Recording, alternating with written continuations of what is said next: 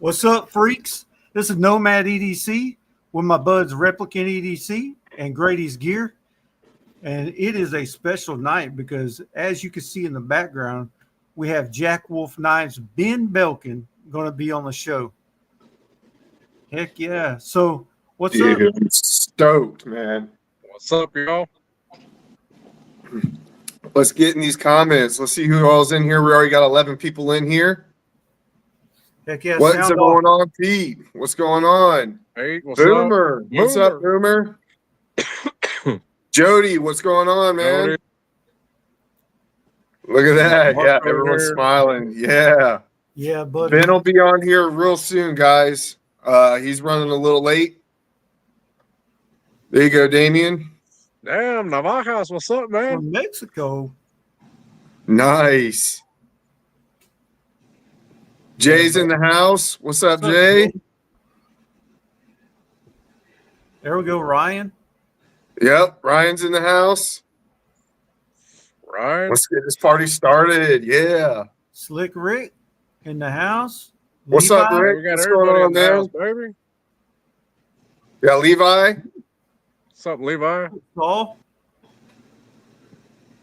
What's going on, Saul? Saul. What's up, Jay? What is going on, everybody? Thanks to all We got the 16 people, man. Let's go. thanks to all the regular viewers that are coming on here. I appreciate everything y'all do, coming in here, chatting with us, sharing the things that we put on Instagram, YouTube, word of mouth.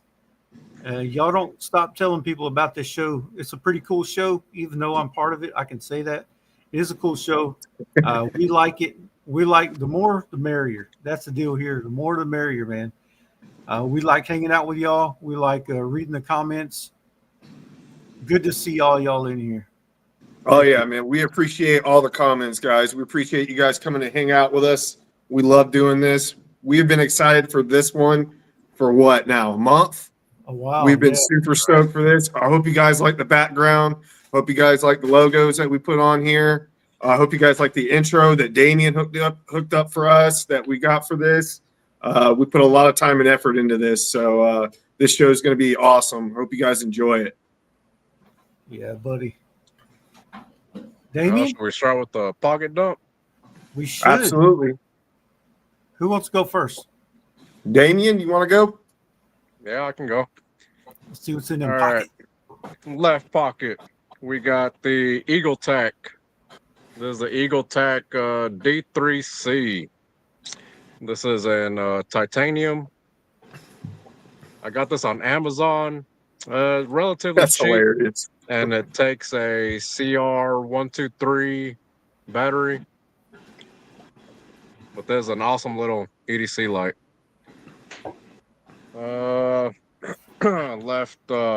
Left pocket again, carrying the little chunk from 6G Hardware, 6G. and it has the 6G Hardware bead on it.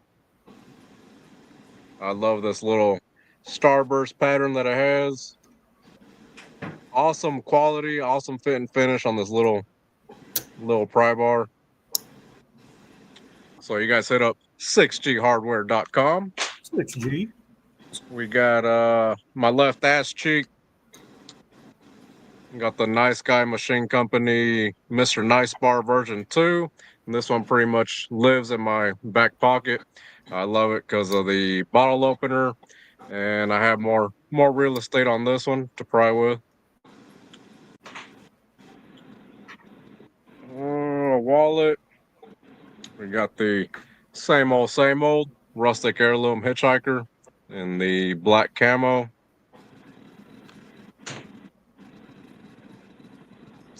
Knife for today. It's coming in a Cowboy Knives leather slip with the pocket clip on it. I love this Cowboy Knives slips. I have 3 of them in different colors. Got these on Amazon. And I'm carrying the Jack Wolf Venom I believe this was a Blade HQ exclusive with the blue rich light canyon or something like that covered. This one's in polished titanium. That looks good, dude. Rocking the S90V steel on it. This is probably my favorite flip joint from Jack Wolf so far. Beautiful hand rubbed blade on it. But yeah, this one's awesome. On my wrist, I got the G-Shock, Casio G-Shock with the digital face on it. Can't remember what model it is. And I'm always rocking the crafted necklace. And that's it for me, guys. That's all I got today. Heck yeah, dude. Sweet carry. Nice. You guys got. You want to go, Mike? Yeah, I'll go. Oh, my bad. First off, I got the Open Sea leather topsider wallet with the teeners. Dig that. I've got the mini bolt action big idea design titanium pin with the blue stud. I like this pin. Pretty small, easy to carry. And then I've got the Copenhagen in the pocket, pouches, and this sweet flashlight that I got from Damien. Pineapple Ray Mini, right? Sweet little flashlight, little torch. It's titanium too. Love that stonewash on it. Been carrying that. Then I couldn't decide what to carry on me today. It has been Belkin Friday, right? So I went ahead and carried my Scuffle in titanium. Got a fresh edge on it. It's got the bronze anodized pocket clip back spacer pivot. Nice. Nice action. Fresh edge. Then I've got my Richter Knives / Duty Daggers collab slip. And inside there, I've got a GC 72 Fat Spear and Autumn Jig Bone.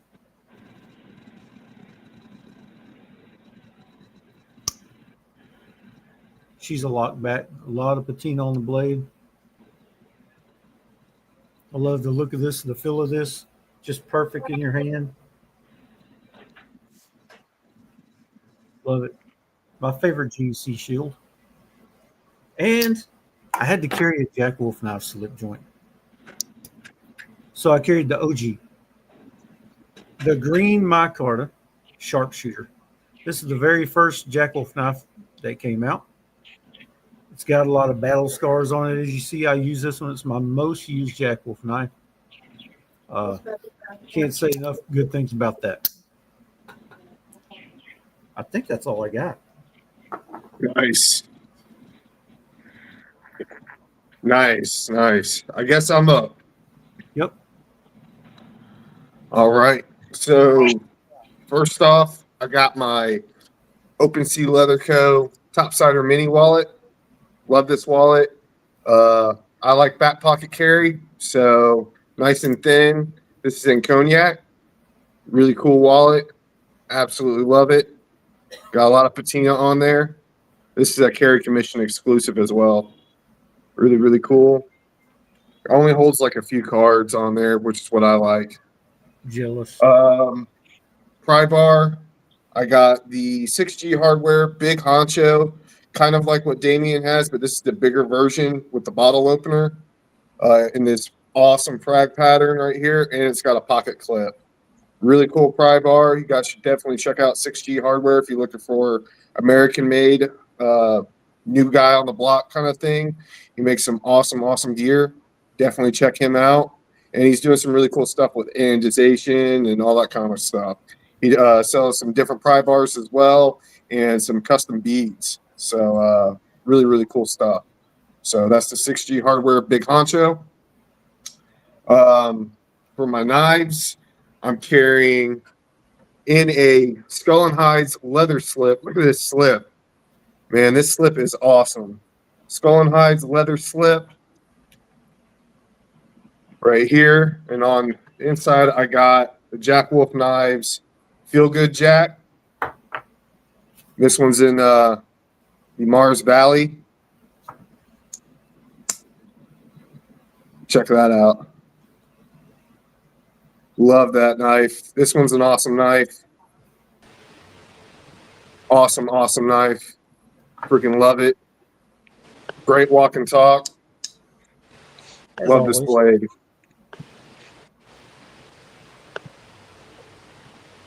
And then for my main carry, I carried the Jack Wolf Knives Tango. Good one. Good one. Yep. And the Starburst Titanium. Nice, bro. Yep. So that's what I carried today. And while we're on that subject of Jack Wolf, we actually got him backstage. We're pulling him up now. If we can get him on. We got Ben Belkin in the house. What's up, Ben?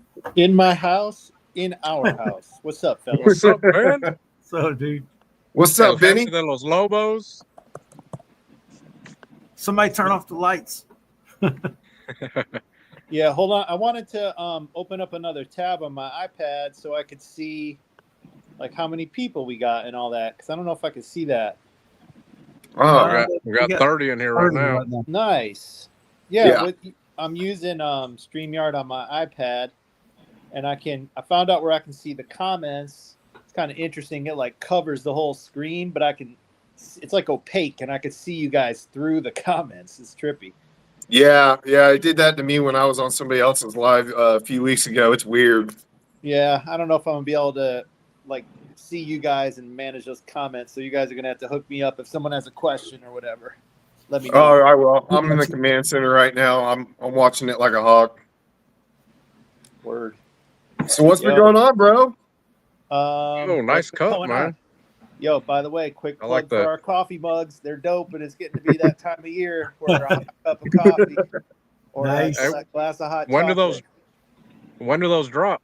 Oh, I got them on the website, brother. I got this color, okay. and I got like a kind of like a purple color. One's called Galaxy, and the other one, I forget this one's called, but these are nice. These are Deneen pottery. Like, they're not cheap, but they're the best. It don't look cheap. No, they're hand thrown. Like, it's been in the dishwasher 1,000 times already, and it looks like the same day I got it. So, yeah. Oh, nice. I'm going to have to pick one of those up. Yeah, that one's badass. So what's new? What's new with you guys, man? Dude, just hanging out. We started a little channel together, and we've been busting our ass trying to get this thing put together, man. And we've been looking forward to this live for like a month, man. I hope you like the background and everything that we put together. We had a little Dope. intro earlier that was pretty dope.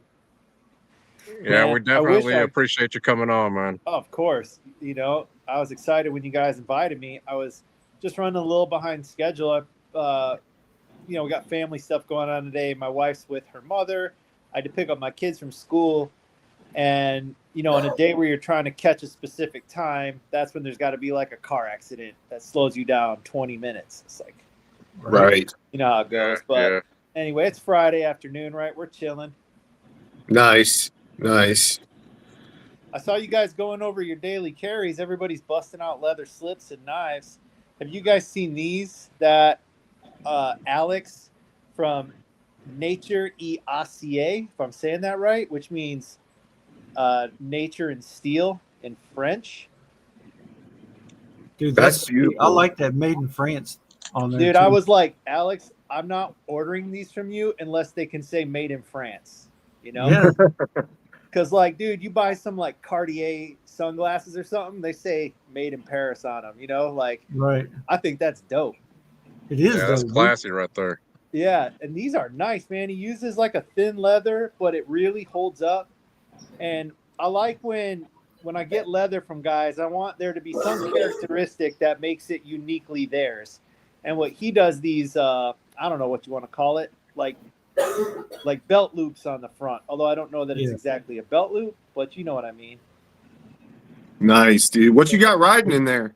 What do I got riding in there? I got the Carry Commission exclusive K9 that he requested an S90V with a stonewash blade. And dude, I love carrying these ultralight models. There it is. Yeah. They're so I love it lightweight, too. you just forget it's in there, you know? And it's Yeah, so dude. comfortable in the hand. This That one dog is leg like, pattern.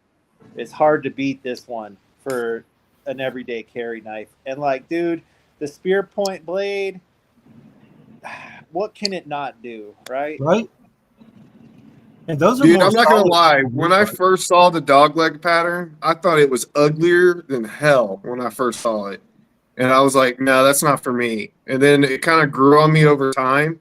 And when I finally pulled the trigger and I got it, ergonomically, it's probably the most comfortable Jack Wolf that I have. I love using it. It just it melts in the hand. Some of these aesthetically take a minute to get used to because like some of these designs are mad old. Yeah. And so they don't have really the sort of modern aesthetic that new shit has, you know? Right. So sometimes it looks kind of foreign. It's like, man, that just looks all wavy and shit. I don't get it. Like, where's all my hard angles and my aggressive presentation? Right. But it's hard to not grow to love the classics. If they don't immediately appeal to you, give it a little time, you know? Yeah. I like the covers on that one too. It almost looks military. Yeah, that was kind of the theme. There's like an FDE liner in there, and then Well, I like how on the new K9 models you flattened out the back end on the tail end right there. Yeah.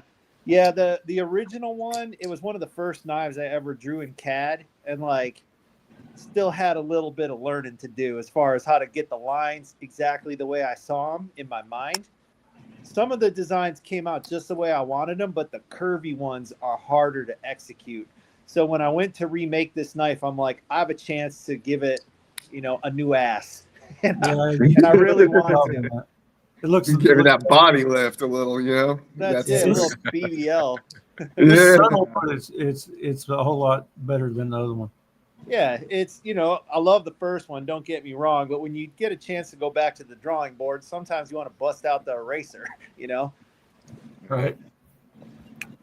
Yeah, dude. So you're halfway there, Ben. We was going to get you to do a pocket dump. You already dumped half of it, maybe. Yeah, no, I typically only carry one knife around. I don't typically carry two. Like, I just don't like a lot of stuff in my pockets. I spend most of my day sitting down. You know, I'm at my desk or in my car, and yeah, I'm just like that. I think if I work more with my hands or out in the field, I'd have a slip joint and a locking knife of some kind. But dude, that's why I went with the Tango today too. In my carry, I had the Tango, and then I had the Feel Good Jack on me. Yeah. Well, let me ask you, Ben. Do you carry like a flashlight, pry bar, anything else besides the knife? Pretty minimalistic, brother. I have a key. Well, I have a keychain with my car key, house key, office key, gate key to where the office is, and I have a little flashlight on that keychain. It's like an Olight, green anodized Olight. You just twist it to turn it on. I rarely use it because I use the light on my phone for everything, you know. But I like having that little flashlight on me as like a just in case, you know. Right. And dude, I've carried pry bars, but I just carry them to enjoy them. I have like zero use for it in my everyday life, honestly. And everywhere I go, like if I'm at home or at my office, I got like a full set of tools everywhere I'm at, you know? So what about wallet? Front carry, back carry? Back pocket is my man. Back pocket. As thin as possible. Like I don't carry cash. The only place in my life I need cash is my barber will only accept cash, you know? Okay. So I keep cash in my safe at work because it's like right down the street. And I just grab cash now before I go get my haircut. I'm like, can I please PayPal you or something? Like, nah, man. It's like, Ask oh, Damien about his barber, bro. Well, He still smells the cologne. we don't talk about barbers on the show. sorry, sore subject. He still smells his cologne. Oh, dude, he get a little too close to you. Oh, out of nowhere, he started shaving me one day. That's the first time I've ever been shaved by another man before. Oh boy. But he had like the softest touch, man. Oh. And then his cologne on his hands and shit. It left a lasting impression on me. Dude. Yeah. Oh man. I think Damien liked it too much. You're like, what kind of barbershop is this, man? Mhm. Oh, that's funny, dude. That's hilarious. Oh man. Yeah, no, yeah. So I carry a thin wallet just with the minimal amount of cards I need. What else, man? I got my one thing you will never find me without. Where the hell is it? It's right over here. I moved it. Is I always have my AirPods, dude. I use these things every single day. I love these, and I got this leather like shell on them. Nomad. Oh, Nomad. And I think Tom Medvedich from Notorious, I think he did like a post about this shell cover, like, I don't know, 2 years ago. And I was like, oh, that's slick because I drop these things all the time. And to have a little bumper on them is not a bad call. Right. Yeah, I'll tell you, the knife that I wind up carrying the most is the cheapest one that you sell. I carry the freaking Gateway more than probably any of them. Hell yeah. Yeah, dude. I don't know what it is about the Gateway, dude, but Dude, there's something about a less expensive knife that just kind of beckons you to carry it. Like, let's face it, right? I agree. You know, it just is that way. Like, I think it's a subconscious thing. We don't, we care. We put a little more TLC in the stuff we paid more for. You know? Yeah. Yeah. So I don't know, but dude, I'll tell you what, man. If you guys are into the Gateway, 2026 is going to be a good year for us. Oh man, dude, I can't wait. I can't wait, dude. I liked it so much I bought two of them, and then I sold the other one to Mike's son, so he Right could on. have one. Yeah, man, he was Nice. hunting for that. Yeah, yeah, dude, it was yeah. I love the Gateway, man. And then I got it riding in a slit that Mike made for me in this copper Oh, that color right color here. is nasty, dude. Yes. Hell yeah. Oh yeah. Look, it's like gold copper. It's like, Yeah. Yeah. that's badass. We got like sheens in the light, Yeah. dude. That's freaking That's- killer. That's fucking luxury. Oh yeah, I love this slip. It's one of my favorite ones that Mike's made, man. Dope. Yeah. You So know what what you I got started? in the notes, Mike? Oh yeah. We got a few questions for you. We're not going to interview you, but there's a couple things that we was talking about that we probably want to discuss, or like we could discuss with you, or maybe you can answer some of this. Kind of go off on a little tangent if you want to. Ask I away, don't know. dude. That's why I'm here. Let's hang out. So we all know you're a workaholic. You like to work your butt off, and it takes that to build a business. But what do you do in your downtime? Like, what are your hobbies outside of knives?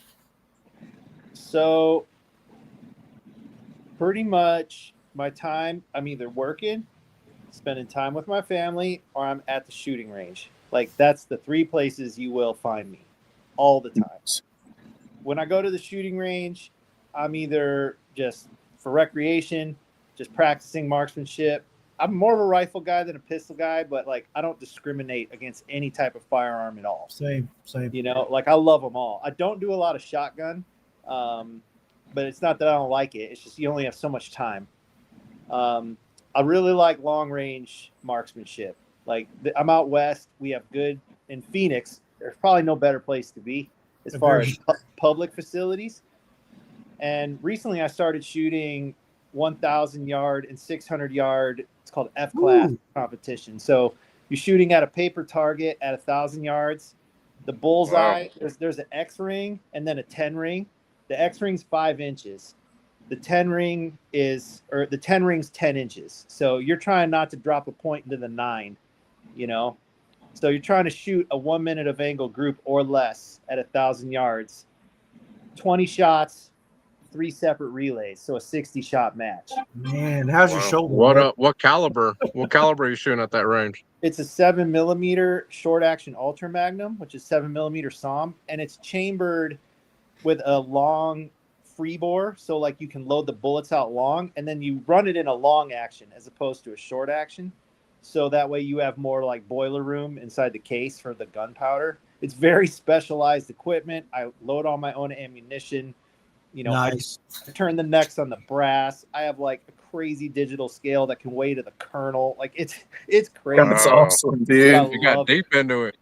Yeah. That's Really awesome. You know, it's part of my competitive spirit, you know, like I like to have something to work towards. I like just going to plink, but after a while I'm like, I want to beat somebody, you Right. know? Or I want to get my ass kicked and find out I don't know shit so I can get better, you know, Right. as much as That's Let me ask you, do you carry a CCW? yeah. What is that? So mostly I carry a Glock 20, what is the 380? 42, a Glock 42. I just Oh, carry a okay. little single stack 380. Like I carry it in a fanny pack. I used to carry in my waist, but like I said, dude, I'm always just sitting down, and it was like just irritating, driving me crazy. And before long, you're pulling the thing out all the time. And I'm like, dude, pulling a loaded gun out of your waist 25, 30 times a day is like not really the best practice. True. Right. Yeah. You know, so I was like, I'm going to try this fanny pack carry, and dude, I really like it. Now, you got to look at your own situation. Like, what's your risk level? Like, mine's pretty low, dude. Like, I'm never out at night. I'm in a safe neighborhood. You know, I got my wits about me, so I don't really feel like I need to carry a Glock 19 or a Glock 17 or something. Like, I feel like I'm adequately going to be able to protect myself with a 380. And the point is, I carry it every day, right? Like, I've tried to carry bigger guns, but boy, you find excuses to leave them at home. You know? Yeah, they're uncomfortable and then they get heavy. They get on heavy, you. dude. Yeah. Like people like, oh, it's only 24 ounces. It's like 24 ounces, dude. Just lug around 1.5 pound weight attached to your belt all day. That wants to like tip out and get just, oh man, yeah. Right on. I'm looking at getting the Smith & Wesson Bodyguard 2.0. That's what I was looking at getting. Yeah. I think Yeah. Kevin's done some videos on And it. that one's 380, I think, too, right? Yeah, it's the got Bodyguard? more Yeah. rounds. It's got Yeah. more rounds, so I've been tempted by it. But dude, I've shot Glocks for a long time. They're not very sexy, but I love their rugged. I'm a Glock guy ability. myself. I come from Glock. I was checking out the Smith & Wesson the other day at a gun shop with a buddy. He just bought the Glock 43X, and I was checking out the Bodyguard 2.0, and man, that thing's nice. I liked it. Yeah, it looked pretty sweet. What do you carry around? I carry Glock 43 regular. I carry the Shield 2.0. The Shield. I carry the SIG P365X. Is the X the little bit bigger one? The X is it has the frame of the XL, but the slide of the regular P365. Okay. Hell yeah. But now, hell, I've had that one for 2 years or something. But now they've come out with all kinds of P365s. Oh yeah, Oh, Jay. dude, it's crazy. Jay's got a point there in that comment about I don't know about the slouch, and he's probably right about that. But a crap belt, you can't have a crap belt. No, I've got proper belts. I've got the 2-piece belts. Look, first of all, I have no ass. Like my back becomes my ass. So like there ain't nothing to hold that belt up, dude. It just wants to slide straight down, you know? And like I just find it uncomfortable. Look, you tolerate whatever level of uncomfort you feel is necessary, right? If I was in a higher risk environment, I'd deal with it and you would never hear me complain. But I think the most important thing is to carry every day. And I found that the most comfortable carry is the thing that you're going to carry every day. Is the one that you're most comfortable carrying. yeah. And I think 99% of staying out of trouble is staying out of trouble, like not looking for trouble. That's you know, true. Yep. like the best defense you have is your brain. more than anything. So I don't go looking for trouble. I don't get in road rage. I don't speed around. I'm just try to be chill, you know. I Yeah. don't look to puff up my chest at anyone. Like, you know, the only thing I ever really like would be concerned with is like some crazy ass homeless dude accosting me at the gas station or something. Like someone who's Right. unpredictable who you can't de-escalate with, you know. Yeah. Aside from that, I feel pretty safe in my own personal routine, in my own personal life. Shit, they heard gunshots on a live that I was on the other Yeah. night from where I was at. Yeah, it's I had to get off. everybody's situation is unique, man. Yeah. You know, I would never try to even pretend like I understand someone's situation because how can you really, you know? Right. Hey, can you tell us about your trip you just got back from? Yeah, Blade Show West. Yeah, dude. Yeah, so Blade Show West, you got 3 Blade shows: Atlanta, Texas, West, and that's the level of intensity of those 3 shows. Atlanta is nonstop. Your voice is gone by the end of the show. You know, from the minute you set foot into the hotel/convention center till the minute you take your ass to bed, too late. Every day is the same, right? Texas is like more is about the perfect show. There's a lot of vendors there. There's a lot of people there. It's in March, so it's after like the 6 months or whatever that there was no shows. And I feel like it's the perfect show. It's in Fort Worth. You're downtown Fort Worth. It's just so much fun, man. Now West is the chillest of the 3. It's not slow. It's not bad. I don't want to make it sound like it's that, but it's the smallest of the 3, like the least amount of vendors. I would venture to guess the least amount of attendance. And so what does that mean? Okay, well, if you're a spectator, first of all, Salt Lake's a nice place to be in October, right? You got cool mornings, cool evenings, and like you don't exactly know what you're going to get during the day, but you're probably going to have a pretty nice like day during the day. Right. If you're a knife guy and the brands you like are at West, you're going to get a chance to talk to those guys. Like no one's going to be so busy that you won't get a chance to have the conversation you want to have with your favorite brands. And likewise, if you're a company and there's other companies you want to have a chance to talk to or make plans with or whatever, like West is that show where you're going to have that window of opportunity to have that conversation. So on that side, it's great. If your goal is to go there and like have the most sales you've had all year as a vendor or as the attendee, if you want to see everything the market has to offer, like that's not the right expectation for that show. I hope that makes sense. Is Atlanta more ventured for that kind of aspect? What you were saying, Atlanta more for sales? I'm Yeah, assuming? like any brand's gonna have probably gonna have the most sales in Atlanta. Okay. They're gonna like if you want to buy handle material, if you want to like talk to the guy that sells machines, like everybody's there. But it's also very hard to get anyone's attention for an extended period of time because there's just so many people. So it's almost too much in Atlanta. Texas is in between. It's like it's just right. I think that Texas show could grow, continue to grow and become as big as Atlanta if they let it. For better or for worse. At West, do you have like a downtime where you can go look at stuff yourself? Because I could just imagine in Atlanta, you're probably behind that table 100% of the time. Yeah, and I always have guys with me, like one or two guys with me. In Atlanta, like now I got guys from the Facebook group that throw me a bone if I need it too. They'll just come like, help cover on deck action. But in Atlanta, like if I step away, there's someone who's been circling who wants to talk to me, and I'd take that chance away from them if I bail.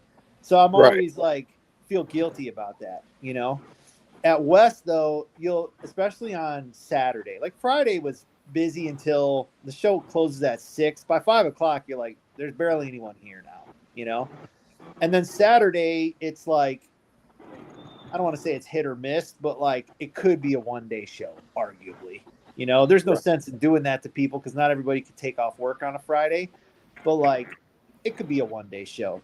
So on Saturday, after that first kind of morning rush comes, anybody can go check out anything they want, and it'll be fine. That's cool. So that's my question about Atlanta. Does Atlanta ever slow down, like towards the end of the weekend, or Yes, is it Friday and always jam Saturday packed? are like crazy. Sunday is the third day. A lot of the people who came to the show were able to kind of consume it in 2 days, especially if it's not their first year. So Sunday is that day. But on Sunday, like shit's completely picked over, and Okay. some of the brands have left because they sold out, you know, or especially like the guys that produce smaller quantities for whatever reason, like that, you know, handmade stuff, expensive stuff. A lot of those guys don't stick around, which I know some trade shows really frown upon, like they don't want people leaving, you know. But at the same time, it's like I ain't got nothing left, and I've been here for 2 days, and I got to get back. We got life to get back to, so I understand it. Did you go into the show expecting to pick something up? Was there something you wanted to get and you got it? No, at this point, man. Like, here's an interesting thing to think about. When you start a knife business, your relationship with knives is going to change. Right. Now, in what manner? It's hard to say. Like, for better, for worse, whatever it is, it's going to change. It's going to be different, right? And so for me, especially because of the frequency and the quantity and just how many knives are pumping through our system at all times, like, dude, I'm drowning in them. You know, like I've kept one of everything I've ever made. So I have a massive Jack Wolf collection. I've always got something new coming in. So I don't have that itch to like take down something new because I always got something new. And so, yeah, so it's hard for me to like. Does it burn you out? Like, does it burn you out on it at all? No, because I really like this part of it. Like, I went from being a consumer to being a producer, right? Yeah. Like, most of the time we consume stuff. Like, I don't produce music, I consume music. I don't produce movies, I consume movies, right? Like, I watch YouTube, I don't make YouTube. Like, so, but to be a producer to consumers who I relate to is super cool. You know, like I think that's dope. So what I'm saying is it's different than it used to be. I don't better, worse. I don't want to put that label on it. It's just something different. So to circle back to your question, if I go to a show and I see something from like a maker I like or my homie, I'll buy that because I'm excited to support them. I'm excited to see that their project came to fruition, but it's not because like, oh, I got to have that knife. It's like, yes, I want to support my homie. Yeah, you know? That makes more sense. Yeah, I'm glad you worded it like that. That makes a lot more sense. Saying. Yeah, bro. Let me tell you who had some of the sickest knives at the show was Javi Garcia, dude. He started. That's Damien's boy right there, bro. He started making lockbacks, and they are really thick. Yes. Damn. Yup. And he's just getting into it. So like. Yeah, dude, he had one. He made it for his wife. I think he won an award for it. It had ivory covers, 24 karat gold screws, dude. What? Oh shit! What? Yeah, I thought they were anodized at first. He's like, no, dude, those are gold. Golly, bro. Yes. Oh my god! And a Damasteel blade and a Damasteel back spring. What'd he name it? The bougie blade? Like, I forget which model of his it is. Maybe the Ranchero or something. Like he's got all like Hispanic themes, you know. That's crazy, man. It was that's so. Man, I had one of his first slip joints that he ever made. Man, I regret selling that one. Damn it, I regret selling that one. Dude, you gotta peep those lockbacks he's making. They're so sick. Now I want to see him pretty bad now. Dude, that sounds awesome. I got a question. Sorry. I just go ahead. I didn't come home with a knife this time. Didn't come home with a knife. Donnie, he still like picks up things or like he likes to trade people. So he'll always come home with something new from something he traded. I heard somebody traded like a penny or something like that and traded all yeah. the way up or something like that. I heard about that. Yeah, that kid came by our booth a couple times. I don't think that was that. Like that happened at a previous show, probably Atlanta or Texas. Yeah. He started with a penny, and he would trade someone something for that penny, like something cheap, obviously. And then he would go and negotiate a trade for something different, and he just kept trading up, and he would tell the story. It wasn't like a secret. So guys are like, okay, dude, I'm down to trade with you. Before long, man, he's at like I don't know, several $100 knife. Damn. Yeah, That's cool. That's awesome. That is some resourcefulness right there. no doubt, dude. It's the hustle, man. You do what you got to do to get what you want, Yeah. That's freaking cool. Yeah, Should dude. we get some of these viewer questions? Because we're getting Yeah. I got distracted. Yeah. Let's start with this one. Any plans for a lamb's foot blade? I think a lamb's foot would make sense in my Gateway series. So TBD on that one. I would definitely not say no. So if you guys want to see a lamb's foot, let me know. I think that would make sense in the Gateway. That would look sick in the Gateway. That would be sick, dude. I can already tell you what I want to see in the Gateway. I want to see gun stock pattern in the Gateway. That's what I want to see. Me too. Sky's the limit, fellas. That's what I want to see. I want to see a gun stock pattern in the Gateway. Maybe even go to a 2-bladed knife in the Gateway. Well, the Gateway, see, you're reading my mind, because that's what I've been thinking about the last couple of weeks is like, it's very hard for me to justify doing 2-blade knives and the premium stuff because it's going to push the price up. Like you can't have a second heat treated blade and all the additional parts and labor and make it like $10 more, Yeah. So to absorb that type of price increase in the Gateway makes a lot more sense. And also because they're pinned instead of screwed, that brings that price down, Right. Like, it's just one long pin. It's not multiple barrels and yep.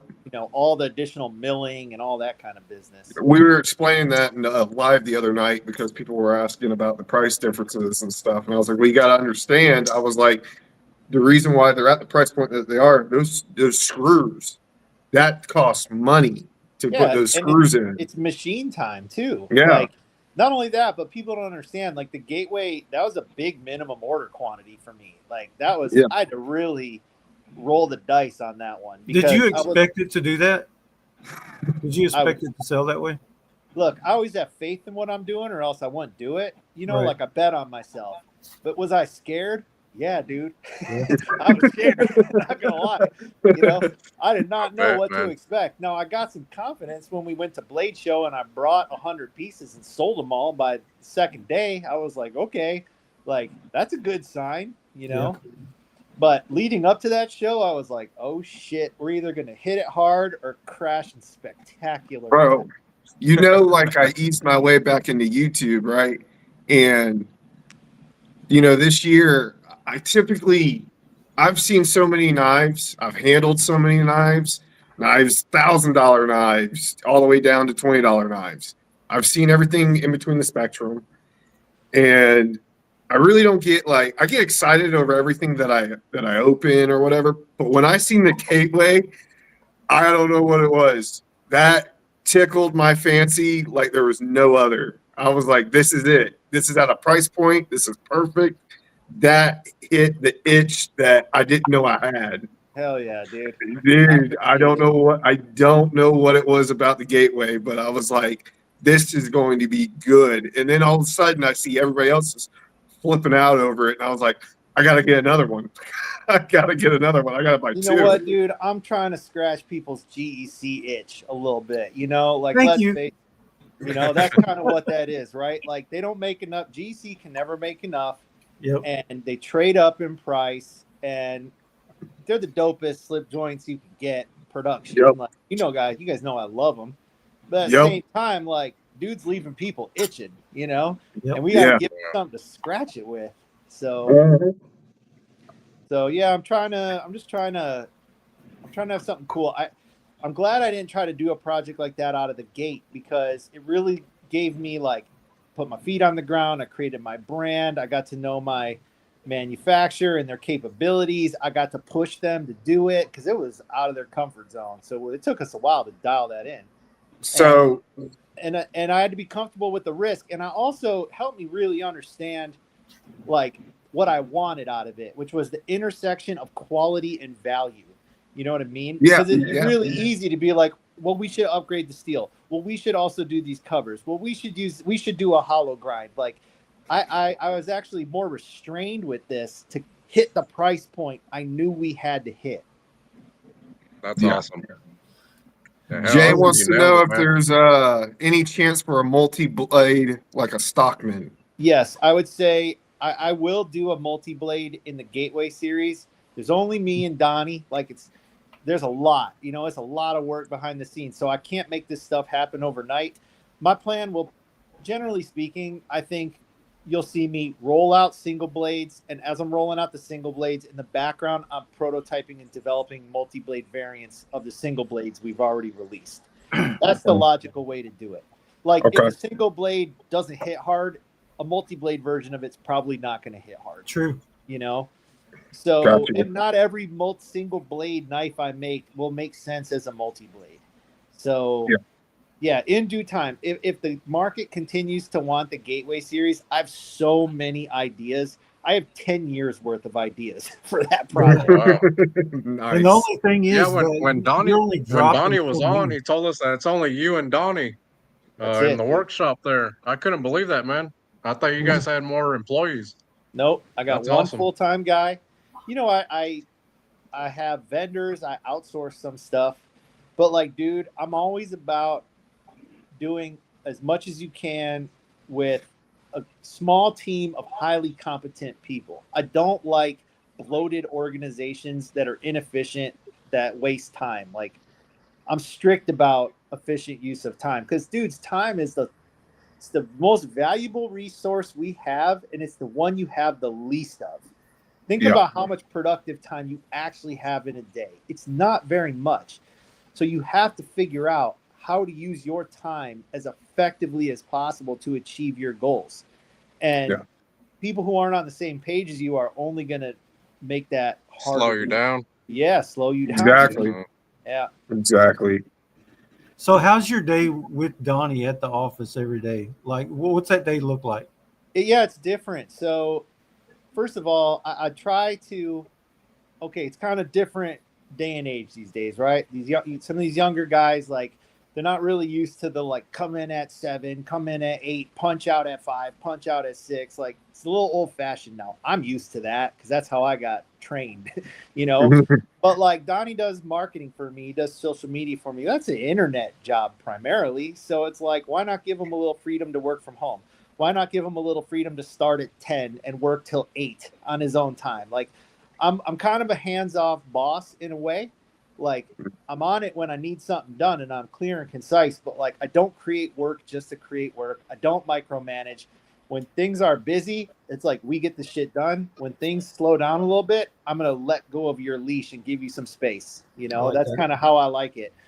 And so a typical day could be like, Donnie, I'm grinding in the office. You work from home. Like, what needs to be done. Just do it. I might see him 3 days later, or it's like, hey, dude, batch of knives is coming in. Like, we're setting up the table. We're QCing everything. We're packaging everything. I got a space for him to take website listing pictures. So if it's like hands-on work, we're in there together, right? Just grinding through that stuff. If it's stuff he can do from home, I let him do it from home. If we're going to the knife shows, he worked through the weekend this weekend, so I gave him today off. Like, it's just kind of how it is, dude. I'm in charge. I shoulder the responsibility of worrying about shit. I give Donnie the space he needs to have the life he wants to live. He's got some religious obligations, so I don't get in the way of that. Like, when they got to go do some stuff, I'm like, do your thing, bro. I get it, And that's kind of like our understanding. Like, when I need you, we're going to work hard until the shit's done. And when there's time to breathe, you go do your thing. Right. Damn, Ben, you hiring? Eventually, dude. Eventually, I would love to afford another person. I'm not there yet. I like to think I'm a good boss, honestly, because Yeah, sounds like it. You want to retain people, dude. Good people are hard to find, man. Agreed. Yep. So Donnie's a gem. Like, you don't find guys like him easily. So I try to understand what he needs. And he's not the kind of guy to complain, but I know if I work him too hard, it's not going to benefit either one of us, right? Yeah. So, yeah, that's kind of it. It's like, I'm trying to think of a good way to describe it. Imagine working with your homie, but not like someone you've been friends with since you were 5 years old, you know? Yeah. That's kind of how it is with him and me. Like, we respect the boundaries. We're friends.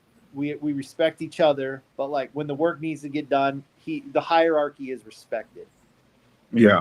Nice. Well, That's you That's awesome. good. That's good. We had him on the show, and he's a cool dude, man. Oh, yeah. I guarantee he loves knives just as much as you do. He likes the process, everything about it.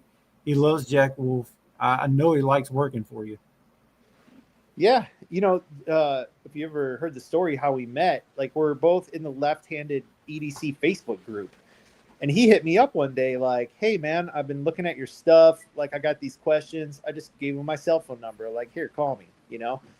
And one thing leads to another. He's making suggestions for social media. I'm like, write it all down. Let's get on a Zoom. We get on a Zoom. He gives me the whole thing. I'm like, okay, here's what I'm willing to pay you. Here's the keys to the car. Let's go. Wow. Man, I needed help at that point, dude. The I bet social you media did. was rugged. Oh, I bet, dude. I bet still you don't know down. how. I don't know how both of y'all do it by yourself. I just don't know. I think part of it is I know what needs to be done. Like, I know what needs to be done, right? So, and I'm very, very persistent. And if there's one thing I think I'm good at doing, it's just executing. Like, I execute, dude. I wake up every day. I'm executing something today. You know, I don't like I don't like untied knots. You know what I mean? Yeah. Loose ends. So, Hey, I'm you good at wake up that. in the morning, you piss excellence. Dude, I'm just, if anything, I just have a sense of urgency, man.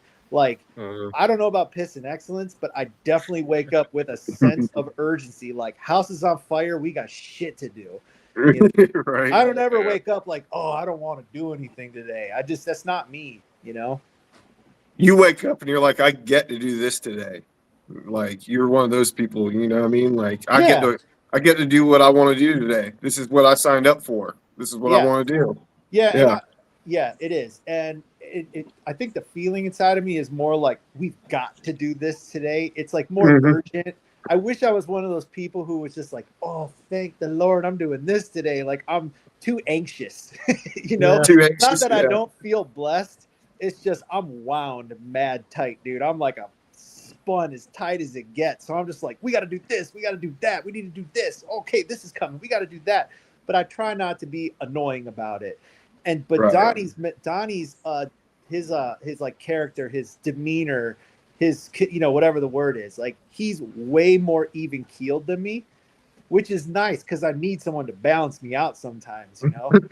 Like, I need that person awesome. who's like calm and sort of like even keeled. Like, I'm not exactly even keeled. I'm intense, but Yeah. I like to have people around me who are even keeled because they help me like slow down. You can breathe a Take little. fucking Yeah. deep breath. It'll be Right. okay, dude. That's cool. That's Oh, man. good. You made a good choice with Donnie then. Totally. I need people like that around me. When I get around other people who are wound up, somehow we just wind each other up more. Imagine that. So you have an eye for cover materials, and I've always said you like nail the selections like almost every single time. I'm like, he couldn't have picked nothing better for these. What are some interesting cover materials that you haven't used yet that you're thinking about using and you want to use in the future? Is there Man, any of those, or you've exhausted those? well, I don't know that we've exhausted it, but we've definitely picked all the low-hanging fruit. Right. And it's getting to a point where it's harder to find new stuff. And you're gonna, every time you try something new, like, there's a little bit of a price to pay. Sometimes it goes perfectly smooth, and sometimes it's like, damn it, dude, like, we're having problems with this. You know, I saw something at the show actually that I thought was kind of interesting. This dude, I got his business card. The name of his business, I think, was his last name, and it's like this Polish name that I couldn't figure out how to pronounce, and he didn't say it, and I didn't want to ask. So I started thinking to myself, like, maybe that's not the best brand name. I don't want to, like, just throw my 2 pennies on the table on that, but whatever.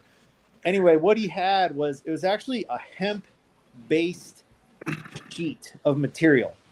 And it almost looked like a carbon fiber micarta hybrid. I don't know a better way to describe it.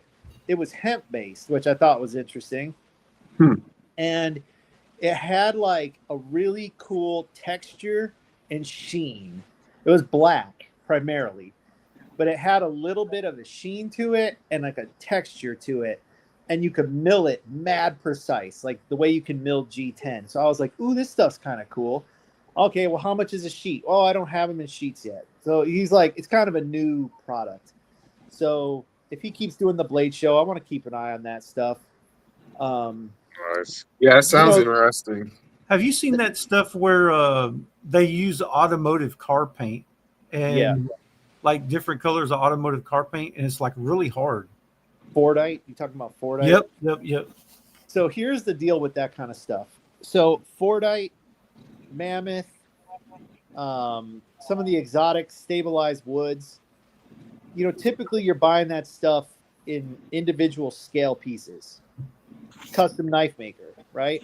Like, have you seen anybody sell bulk Fordite before? It literally comes in like logs because it came out of a car painting facility in essentially the drain. They spray paint, it goes on the ground, it goes in the drain, and it just layers up. Well, at some point they got to clean that out. So they're just chipping huge logs of layered paint out of this thing, and whoever's taking it home with them, like, finds its way out the back door somehow. It's going to go in the damn dumpster otherwise, Right. And it so looks insane. It's so cool, but it's very impractical for production knives. Like, it's completely impractical because someone's got to buy the big knobby log. They've got to saw it into chunks and cut scales out of it. And by the time they're selling you scale pieces, they're probably $40 to $60 a pop. Dang. Where that's not feasible. I got to buy material in sheets, 12 by 12 sheets, 240 by 480 millimeters, which is 9.5 by 19. It's kind of a common size for carbon fiber molds. So I'm buying sheets, and thickness matters. So if typically I need sheets that are 3.5 millimeters. Okay, so that's 140 thousandths. All right, well, that's close to 3/16, 187 thousandths. Well, a quarter inch is 250 thousandths. If I need 140, but a material vendor only stocks quarter inch, I've almost bought double what I need. You double the thickness, you double the price. Does that make sense? Yep. Yeah. Because the sheet literally has twice as much material.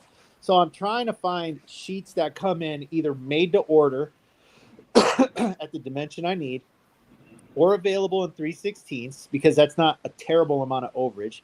Or if I'm buying it in quarter inch, I have to be able to afford the waste because we're going to waste like 40% of that sheet right off the top. Yeah. And it has to be in sheets because they're going to get loaded in a machine and then they're going to get blanked, So it starts to limit what you can do because it has to be feasible for mass production. Now, could I go to the knife show, buy a couple sets of Mammoth scales, send them over and have them make a few? Probably. But that's not the best use of my time, Right. and it's not like it's not worth it, but it's like you have to decide how to spend your time. And when it's only me and Donnie, our number one priority is getting the knives out to the dealers to be available to you guys and doing it to the best of our ability. Quality controlled, everything meeting or exceeding the customer's expectation every single release, every single month. And when you start talking about little special projects here and there, those really eat up more time than anyone ever contemplates. And a lot of times I take on these little special projects because I want one or it just sounds cool, but it's like, man, this is distracting us from what we need to be doing. Yeah, I can see that. Out. So you got to stay on that rigorous schedule in order to get everything pumped out on time to the customer. Makes sense.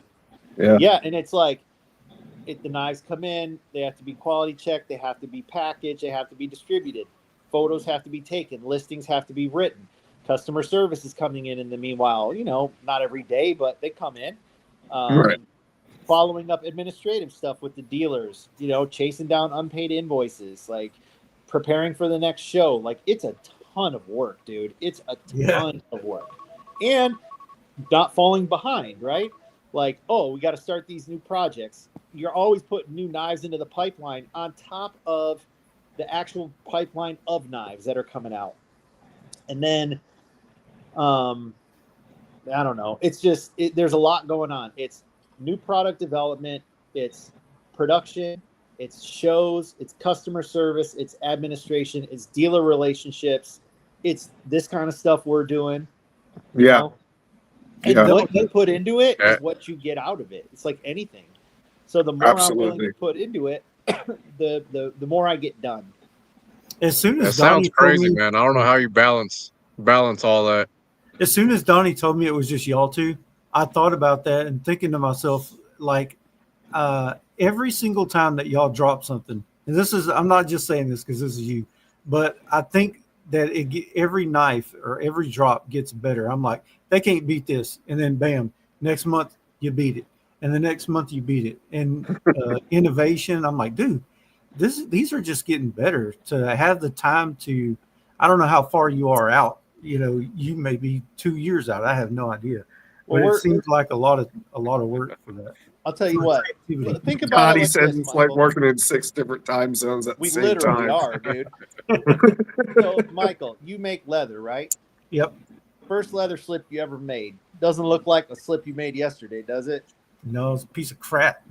Right. And if you came to your workbench and spent 100% of your working time improving your leather craft, I bet the next slip you came out with a month later and the next one you came out with a month later, I'd be like, damn, this dude's game steps up every single time. Like, you hone your talents, your skills, you put the hours in, shit's going to get better. Whatever you do, lifting weights, running, right? Whatever it is you do, cooking, like that first meal you cook, Damien's on the grill, bro. Tell me grilling is not better today than it was last year.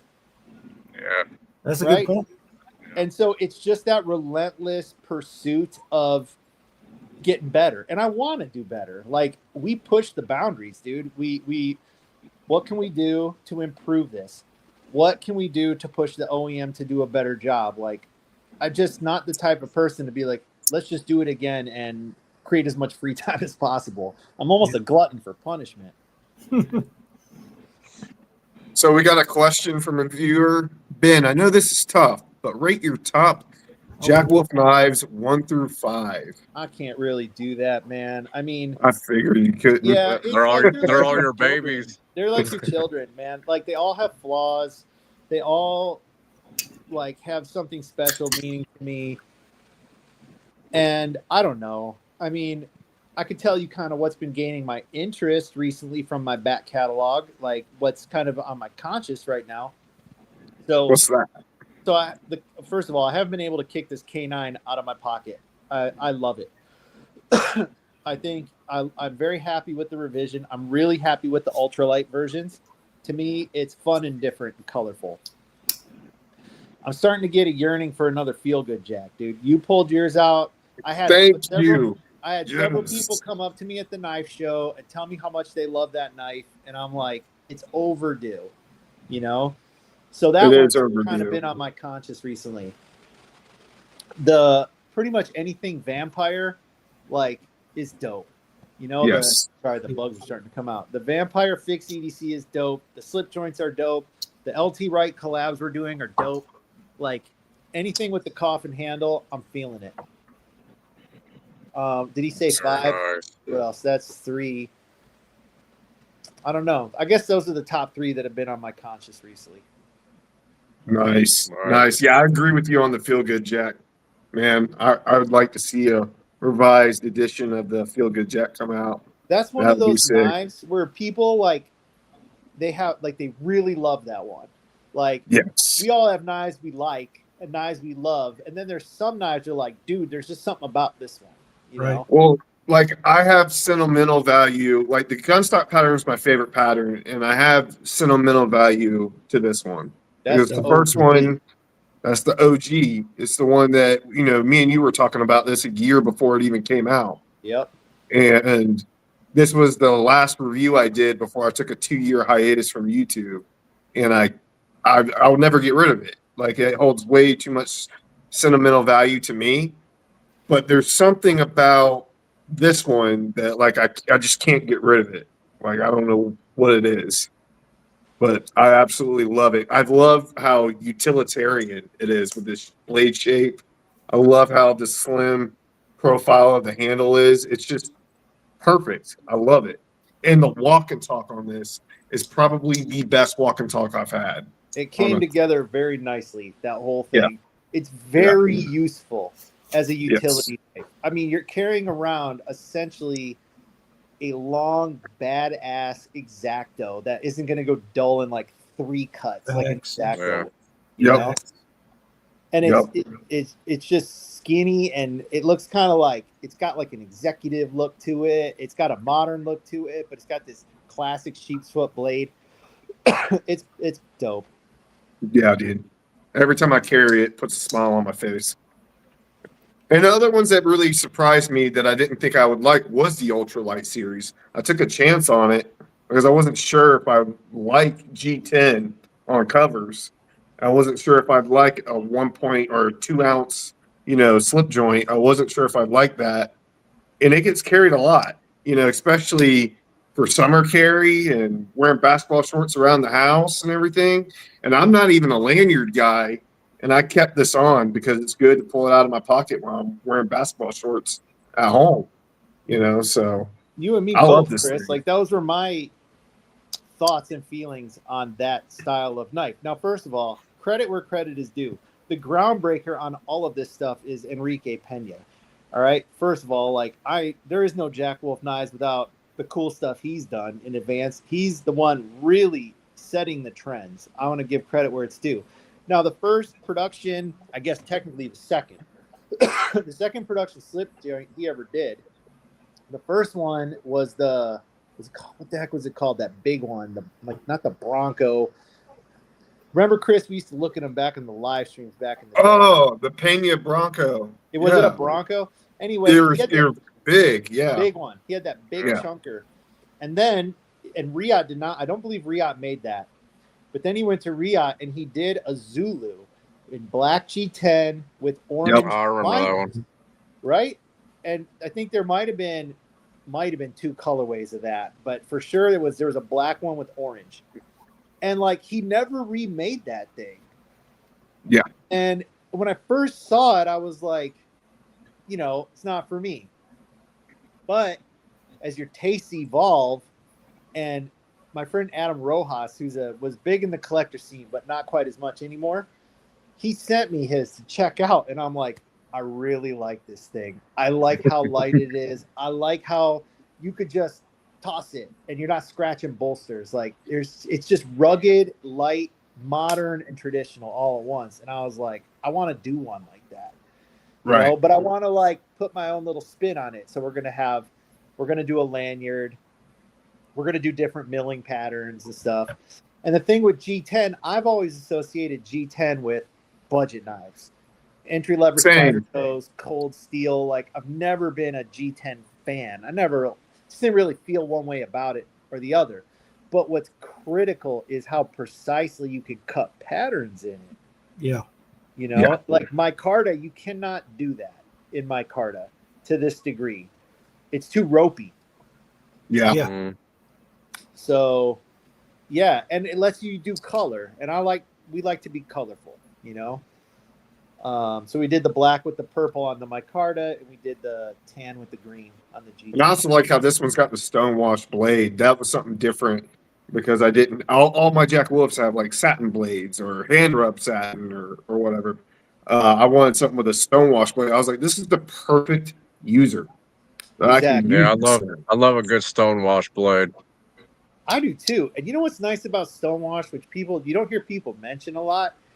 They're so smooth. So whether you have a backspacer, a back spring interfacing with your tang, or whether you're on washers or bearings, like those parts rubbing against the stonewash finish, you get a much smoother action right out of the True. box. Yep. They're like pre-broken in that way. And then I saw that they got another one coming out with the Starburst. Yep. I saw that one Oh, today, that one is killer, and I was man. like, dude, That what? one's killer. Yeah. I love that starburst pattern you do on the titanium. Oh man, I love that. Yeah, you can't go wrong with that, man. I certainly did not invent the starburst pattern, but I wanted to I drew it myself in CAD the way I wanted it to look, and it just looks good. It just works, It does. Yeah. It's impressive. Venture 1971 said, I'd like to see some Jack Wolf knives with gray G10 covers.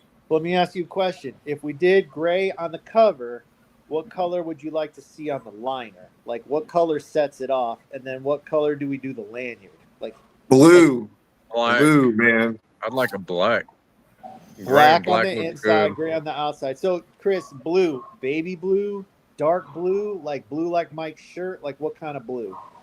Like a blue, like Mike's shirt blue. I think that'll pop with the gray. I think that sets it off. It gives it that pop, just enough pop of color on that liner. Just Now, enough we pop did of color. We did the inverse. That was the other canine we did. We did Right. blue scales with gray liner. That's the reason why I'm like reversing it. If you did the gray with the blue, I like that. I like that pop of color on the inside. Yeah. I dig that because I liked the blue, but I was like, man, I wish this was reversed. I wish it was gray with the blue. Yeah, That would maybe, look sick. Maybe too much blue on the blue scales. Yeah. I think Well, if what's you your ask favorite 20, color, Ben? What's that? What's your favorite color? Dude, ever since I was a kid, orange has been my favorite color. I don't do a lot of Wow. orange. no, I was But- about to say you don't do a lot of orange. Sometimes you gotta balance what you think the market wants with what you want. That's true. Now we did just do that dope ass orange scuffle for Blade Show West. Did you guys see that? Oh, I saw that. That one's badass. Yeah. That was awesome. And we have done a couple orange knives here and there. Like we did an orange Big Bro back in the day. We did an orange Javelina. But dude, if you want knives to sell purple, blue, you can dabble in green, but you're walking a thin line. Yellow is a huge risk. Yeah. It's hard to sell yellow stuff, dude. I bought a yellow. Which one was it? It was a fat carbon yellow low drag jack. Yep, I bought that one. Yeah. I bought that one. Oh yeah. You sold me that factory second one that That's I bought from you. Yep. That one was awesome. I like the fat carbon with the black and yellow. I thought that looked really cool. But I get what you're saying. That's a huge risk, though. Not many people are into yellow. No, and especially you got to remember they have other things to choose from. So Yeah. yellow's going last. Just no matter what, yellow's going last. Yeah. Now, we did limoncello on the Feel Goods, and I really liked that, but even still, it didn't sell as good as the White Storms or the what was the other one that was hot? The one you're holding. The Mars Valley or the Lava Red is that what it's called? Lava Flow. Lava Flow. Yeah. Yeah. You know what's crazy to me I if gotta- you're sitting here talking about covers is a lot of people like the micarta and they begged you for micarta. I've seen it everywhere. Please bring back micarta. Please bring back micarta. And is it not? Am I crazy or is it still the least one being sold? It's always going to be last or second to last, dude. Always. Brother, They're a vocal minority, man. Now I don't know why. I love it, dude. It's what it is. I think, especially on more expensive knives, like you're getting ready to spend $300, $350, whatever it is, and it's like you're about to make that choice, and you're like, man, for this money, it's hard to not pick this 80s camel carbon, or it's hard to not pick this really the more gear. fancy cover. Yeah, dude, it's a Yeah, fancy like if I'm knife. gonna spend this, why not get the fancy cover? That's exactly it, Chris. I feel like that's the psychology. It's like they like my card. It's not that they don't like it, but when it comes time to pick the one you want for those hard-earned dollars, It's like, Yeah. man, I feel like I'm getting more for my money that kind of fits this price point better. Because the I'm gonna fact pick is, the I'm gonna what's pick that? the full titanium almost every single time. Full titanium or micarta, and I like the micarta too. I was one of them people saying, "Hey, yeah, bring back the micarta. I like it," and I'll I spend the got a money. question. I got a question, Ben. Are we gonna see more bone covers, like Yeah, a jig bone or a stag? Give me a stag, Ben. I need I'll a tell you stag, what. man. Come on. The stag that you get from China doesn't really do it for me, dude. Like Yeah. I've had a few pieces come through on prototypes, and I'm just like, I wouldn't want it, you know. And when I feel that way about something, it's like I don't even want. Even if my guys want it, I have to want it. Like I have to Yeah, want it. I have to. I can't lie to myself about something, you right. know. But that's That one good too. though. That's a good thing though, because I wouldn't want to sit there and sell something that I wouldn't want to carry. You No, know what I because mean? Or people will get sense that dishonesty coming out of you. If you're like, yeah, dude, this is great. They're like, Yeah, you're lying, bro. I can tell, you know? yeah, screw that. It's like, if you can't, I don't know. I Oh, think that's shit. obvious, right? Some people, they're just all about the money. Like, they'll sell you a broken down car and tell you it's perfect. Like, I can't do that. You know, I yeah, can't, Right. I gotta want to carry it. I gotta want to give it to my family or friends as a gift. Now, I'm not the sort of decider of taste, you know, but I do get to decide what gets my brand on it. Now, Right. that's not to say if they can find some better stag, okay, like that's cool. It's just the pieces I've seen that they gave me prototypes of, I was like, this ain't it, you know? Yeah. yeah. Stag is one of them things too where it's hard to make everybody happy on it because they like Very certain hard. types of stag, and you're not going to match it all perfectly. There's going to be some Yeah. And I pieces imagine there's a lot of you're variance going in to get it and get each scale. disappointed. Yeah, Yeah. Oh, this side's thick, this side's thin. These don't yeah, match good. It's like, well, Mm. dude, that came off a freaking deer. right. You know, like what do you expect? We didn't make this in a factory, man. It's hard to manage expectations with that stuff. Yeah. So there's 5 or 6 questions we had in here for you. I was go ahead and go to Yeah. this next one. And we try to pick out some things to where we really don't hear you talking about a lot, like on other lives and other times that you're talking to people in like in this fashion. But uh, on the back of the box, if you got a box of Jack Wolf knife, you kind of give a little thing about your grandpa, about what inspired you and things like that. So your grandfather was a namesake of your knife company. So can you tell us a little bit more about him, like your relationship with him, the fascination you had with his knives? Absolutely. So it's my father's father, okay? And I was fortunate when I was at a young age, I had all 4 grandparents. Now, my mom's parents lived a little bit further away than my dad's parents. My dad's parents lived, maybe a mile and a half, 2 miles down the road. So we just saw them a lot. And my grandpa, he's a hardworking dude. He was a builder. So he built houses and apartments all over Detroit. That's like what he did. And so, I think when his kids were growing up, like he worked a lot, especially like that generation, right? So when the grandkids come around, they're making up for lost time. Like that's kind of how that worked back then. So my grandpa toted me around a lot. Like I spent a lot of time with him. He'd take me fishing. He'd take me to the job site. Like we hung out. I'd have dinner with him and my grandma at their house. Like we were thick as thieves. So always had the Swiss Army knife, dude. Always. And it would come out of his pocket to pick shit out of his nails or whatever you do with your pocket knife, right? Right. And like when we were at his house, he had the pocket dump in my grandma's like crystal tray that he stole. And of all his cool shit that he had, like that pocket knife was like, like it almost I glowed. know about that. It Yeah. was like a religious artifact to me, because it was his and it was a knife. Like we have that lizard brain connection with knives. We don't even know why we like them. It's just because we're literally genetically programmed to need them. Yep. So it's all those things. It was like, here's this guy I really look up to who to me is like my hero. I just like you got your father, and my dad's the man, but like your grandfather's different than your dad. Like your grandfather gets to spoil you, teach you shit, talk to you in a way your dad's not going to talk to you, and then dump you off to your dad. Like, let your dad fuck with you about your bad grades. Like we're not going to talk about that. And they're like, but like, don't get out of line with grandpa. Like, you don't get to talk back to grandpa. You might run your mouth to your dad a little bit, push that boundary, but like, you don't go to grandpa's house and disrespect him. Like, that ain't going to happen, Right. So just had that cool relationship with them. And, when I started as like an architecture student. College is kind of where I thought I was going to take my career. Like art, and I ended up going in the building business. But so we always had that connection. Like my dad was an anesthesiologist, so he went the medical route. And so, but my grandpa, he was the builder, and I was always fascinated with what he did. So we kind of had that connection.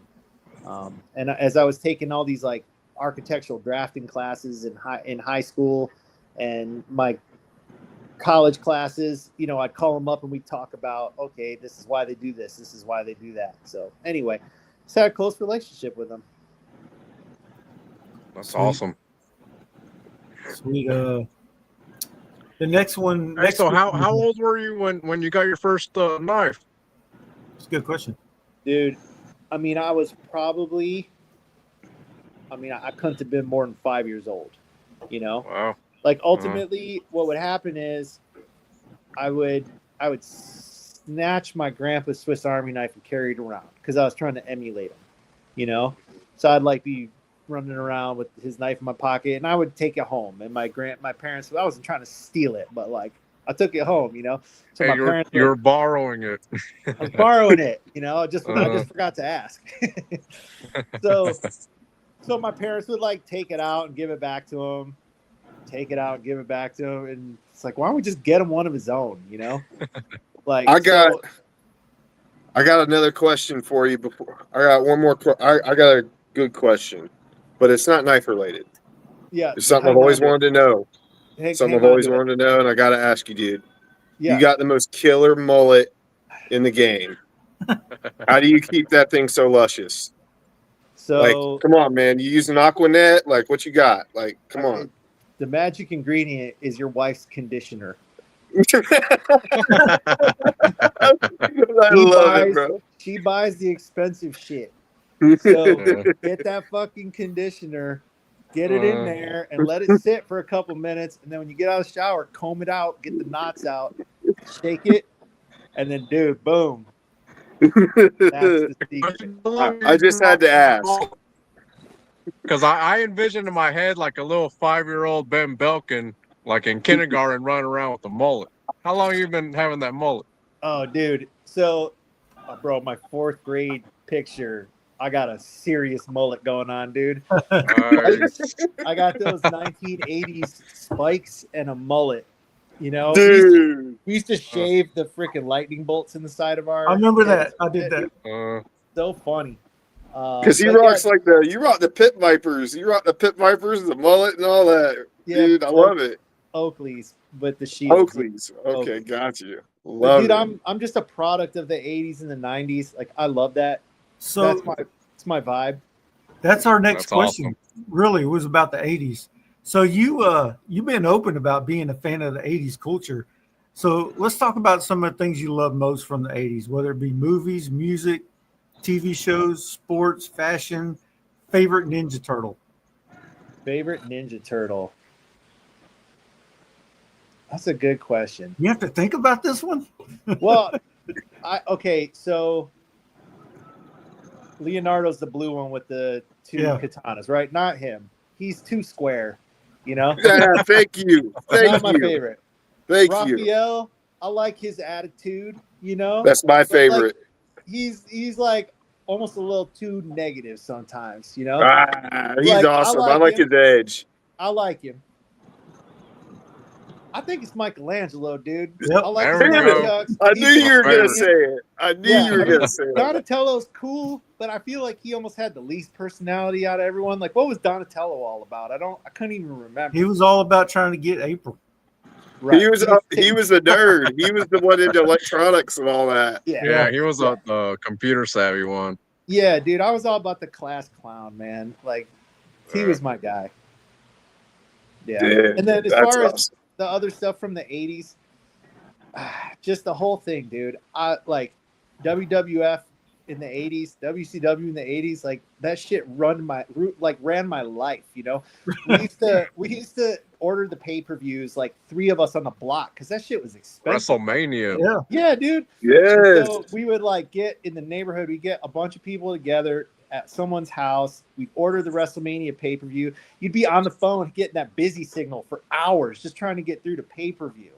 There's people in the audience who have no idea what I'm even talking about. Oh, okay. All right, I got one. Predator or Alien? Predator or Alien? Both. Both? I mean, I love them both. They're different. Predator whoop Like, aliens' ass. Alien's like a moody horror movie. Predator is just an action movie chock full of testosterone. Like, I don't even see them as related, other than they're both science fiction. Dude, Predator whoop aliens' ass, bro. I'm just saying that right now. Alien's a different Hey, type well- of movie. Alien's not an action movie. It's a movie for people who I think appreciate. It's more of a movie for people who are into cinema. Like, you have to watch Alien a few times to really pick up the subtleties. Like, Yeah. it's the mood of that movie. It's the fucking atmosphere. It's the set. Yeah. I can Like- tell you're a movie guy right now. Oh, dude, I love movies. Okay, good, because we have rapid fire questions that we're going to shoot at you. You ready? I'm not going to be good at talking about sports. Like, that's not Okay. really my. We don't have no. It's not. We don't got sports. No We sports. got it's Good. all We don't 80s. talk sports that much. Just All throwing right. that out there. Like, I'm not the guy to talk about sports, but We're not talking about music and sports. movies. Pineapple on pizza? Yes or no? I'll eat it, but I won't choose it. You know. won't Thank order you. it. Yeah. Top- Thank you. Top Pineapple Gun does or not Roadhouse? belong on pizza. Top Gun or Roadhouse? Oh, Yeah, it's it's the tough hard one, huh? stuff. They're Yeah, it's both a doozy. dope, dude. You know, honestly, I'll probably go Roadhouse. Roadhouse? Yeah. I could go either way. I could I go like either them way on both. that one. Like, it's not like I dislike one, but Top Gun is very formulaic. It's Bruckheimer and Simpson. It like follows the formula. It ends with a high five in the end with a freeze frame. Like, it's Top Gun. It's Yeah. very much a popcorn movie. Roadhouse is like a little bit more of a B movie, right? Yeah. Like, it's this different premise. So I think Roadhouse is a little more interesting, but I think Top Gun is probably ultimately more entertaining. I say if you put Top Gun, like both movies, and then Roadhouse, both movies together, Top Gun's definitely better. I didn't see the Roadhouse remake. I did see Top Gun Yeah, 2 or I whatever. still they haven't called seen it. the remake of Roadhouse either. I have the original is way. Yeah, I'm Dude, not how going you- to spoil it.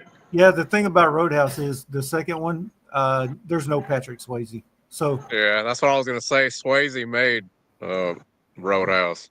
Hey guys, I just want to let you know I got about 12 minutes and I got to bail. I got to take my son to the school dance today. cool, man. Got you. We'll finish Oh it on- man, school dance. That's awesome. Okay, Step Brothers or Talladega Nights? These are great questions, dude. Oh. I mean, how do you pick one or the other of those? Probably Step Brothers, but My man, Yeah. dude, I like Yeah. them both. I like my them. man. Okay, Beavis and Butthead or South Park? These are so good, dude. These are really good. Me personally, probably Beavis and Butthead, just because that came at a time in my life where I was like 12 and 13 years old, just so immature, and that just captivated us. Obviously, South Park's more intelligent, and it's been on for longer. But dude, those new episodes of Beavis and Butthead that are on Paramount Plus that Mike Judge made are absolutely hilarious. Freaking hilarious. I'm They're all- almost tired of South Park at this point, but I could keep watching Beavis and Butthead. So that's the answer. Okay. Hey, Terminator or Rambo? Damn, dude. Oh, First those are Blood. two of my. Hey, those are two of my. hey, most we got the favorite hard-hitting movies questions over ever made.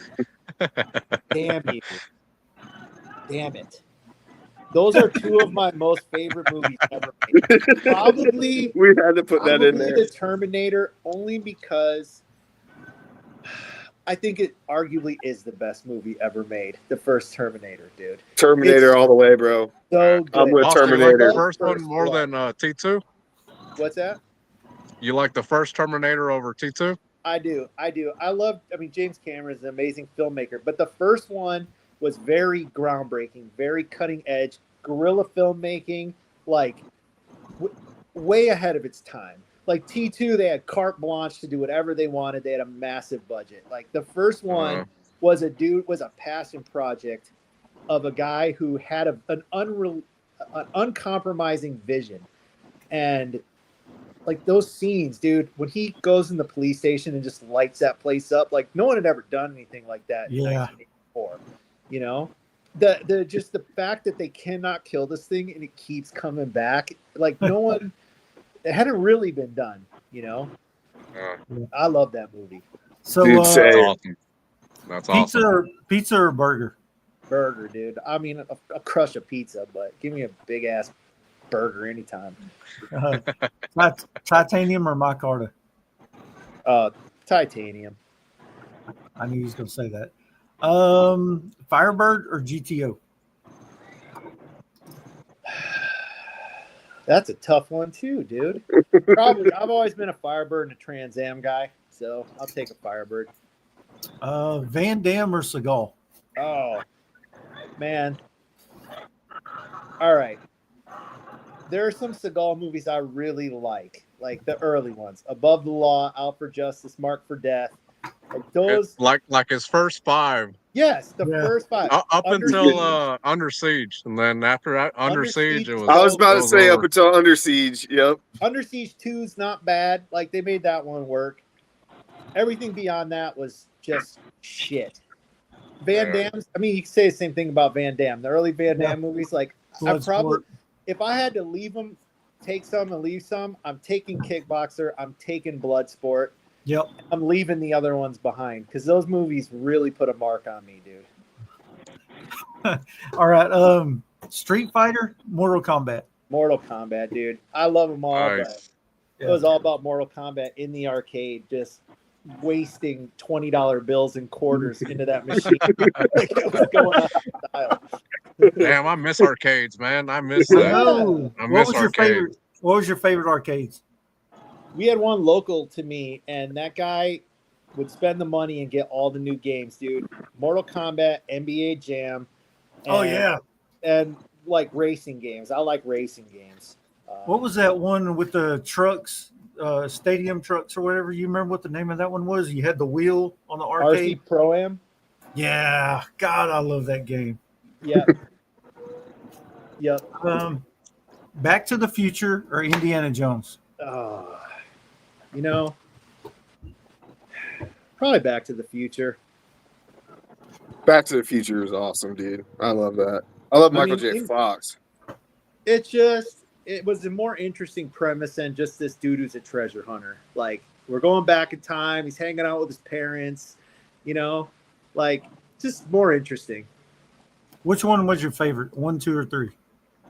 Probably the first, not the one in the Old West. That was 3. 2 was cool because, like, hey, we're showing you the future, and we got hoverboard shoes and stuff like that. Yeah. But there is no 2 without 1, so I'm taking 1. Yeah. Yeah, I got one. E.T. or Goonies? Goonies, dude. Goonies? Yeah, Goonies. I mean, E.T.'s good, but Goonies was an adventure of children taking an adventure, you know. Okay, music. What's your favorite genre? Man, there isn't one. Like my tastes have changed over time. Like when I was younger, it was all about gangster rap and heavy metal, you know? Like I just consumed that stuff like it was going out of style. But now I like music from the 50s, 60s, 70s, 80s. Yeah. I listen to a lot of folk music. I listen to a lot of classic rock. You know, I like stuff that grooves. Right. I'm the same way, man. The older I get, the more I like the 50s, 60s, 70s music. The more, like, the older I get, the more I go back in time. You're listening to a lot of that in the freaking video call or the voice chat that you sent this morning. You're Oh, I was listening listening to some stuff. BGs. Yeah, I love that stuff. The musicianship. You get older, I think you appreciate the musicianship more. Musicianship in that era was insane. It The was. competition Yeah. was insane. You know, like Yeah. the body of work from that era is excellent. So Fleetwood Mac or Tupac?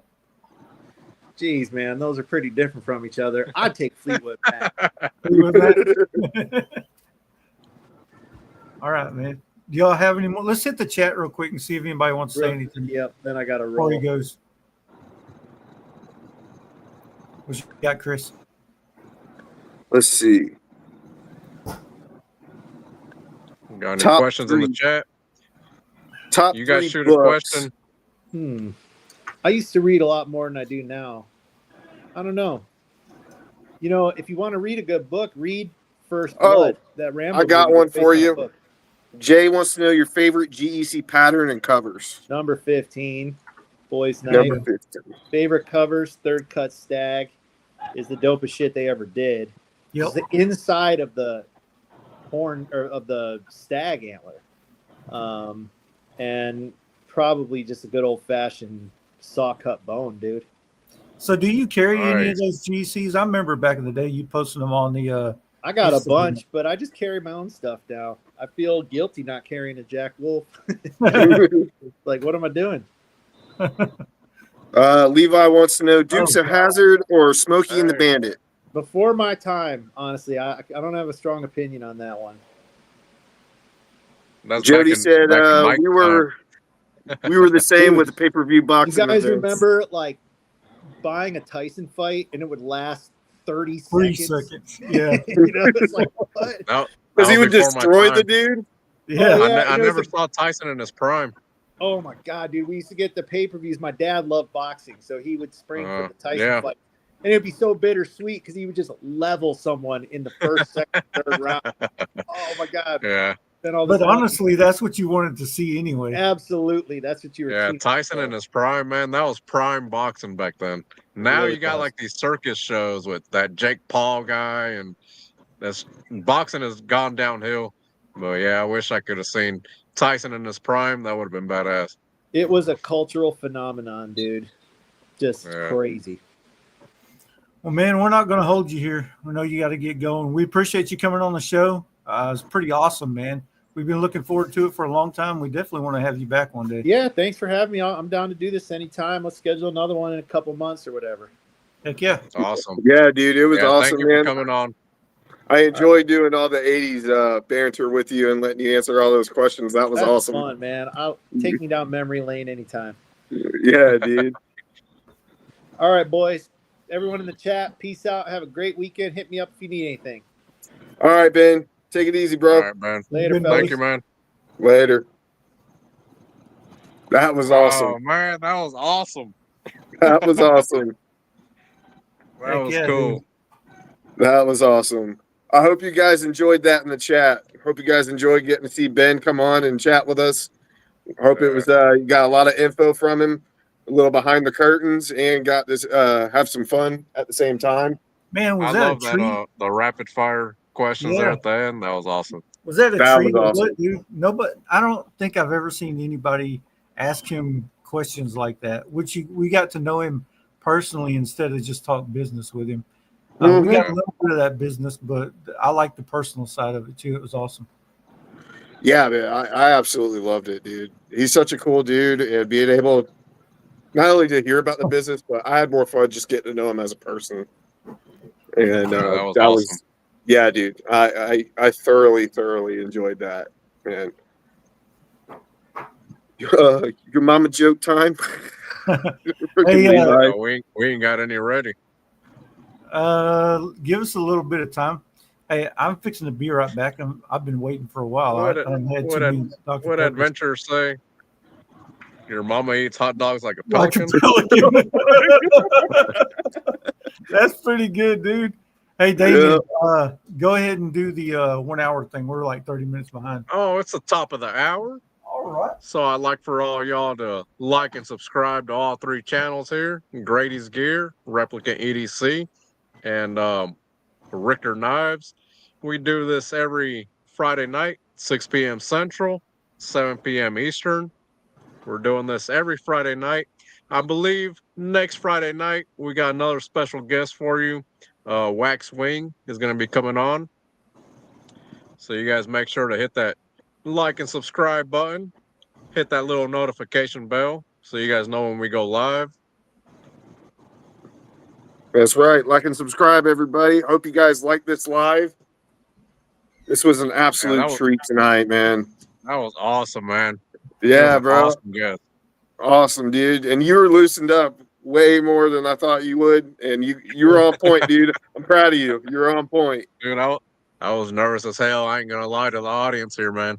I was nervous as hell. I haven't been on.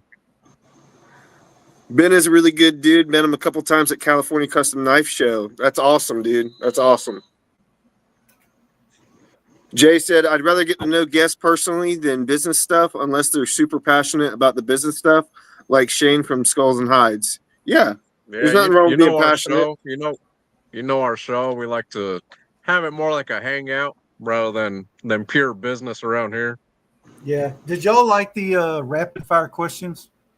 Y'all want to see that awesome with the other guests? I love the rapid fire. Yeah, would y'all like to see more of that with more guests? Because we already have more guests lined up down the pipeline. So we'd like to know if y'all would like to see that more often.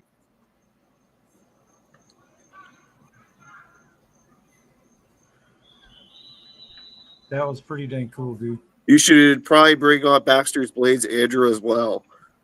Yeah, I mean, cool. Sky's the limit on who we can get in here, guys. Oh, yeah. Yeah. It's almost Jody said he enjoyed it. Awesome. Thank you, Jody. Thank you. What are you guys carrying tonight? Let us know down in the comments what you guys are carrying down tonight. We didn't have too much time to get in the chat because we were letting Ben talk and everything like that. So we'd like to know what you guys are carrying.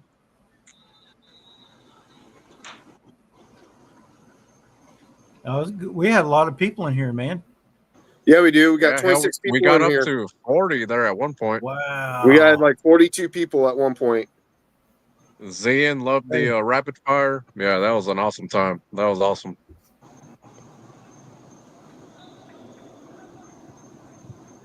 I loved it. I used to host a podcast. It would also ask those questions. My favorite was top 3 movies.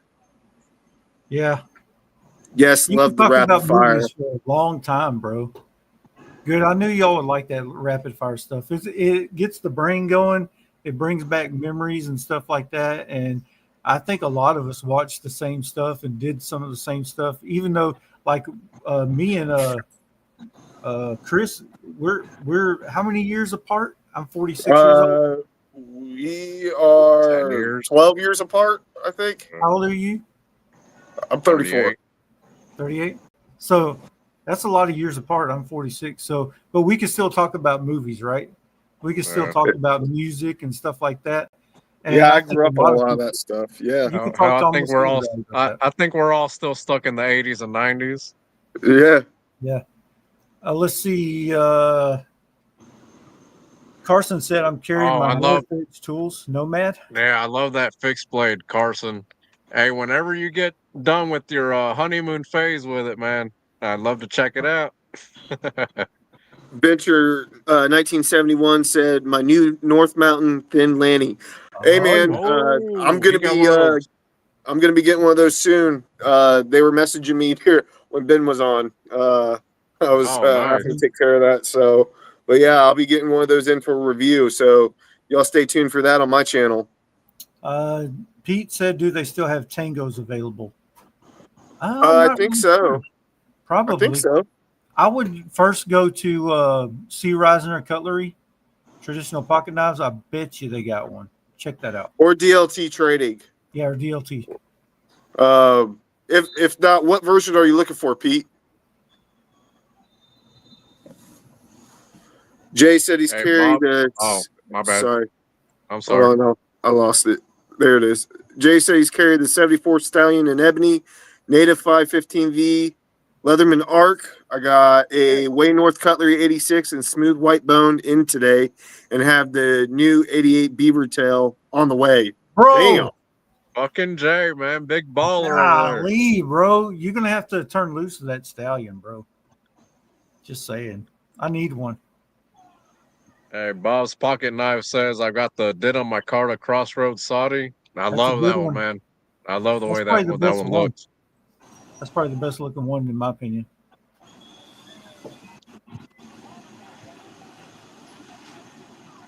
What else? We got Jamie. Alex Jamie's said, in the oh, I'm house. sorry. Jamie?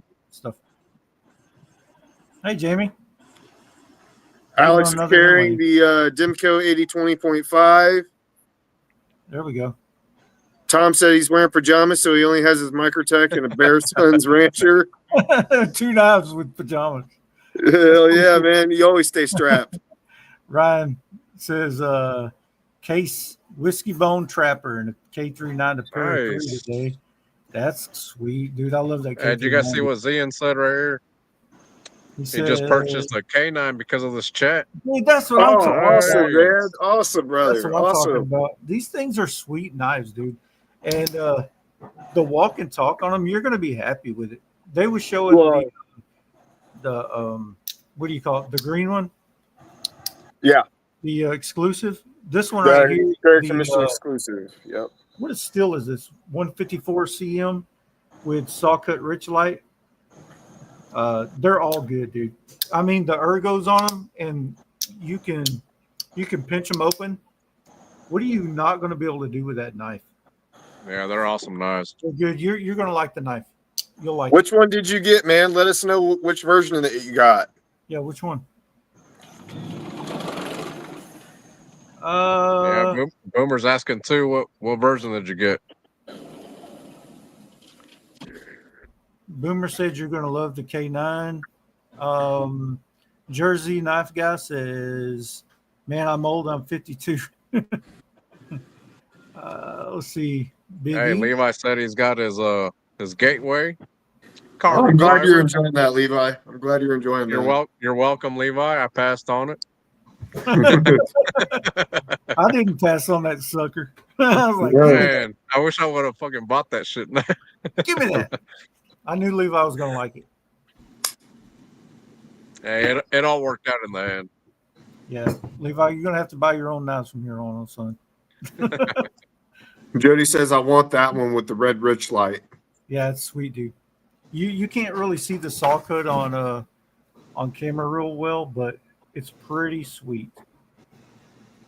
Yeah, the K9 is awesome. I love the ultralight, especially the carry commission exclusive.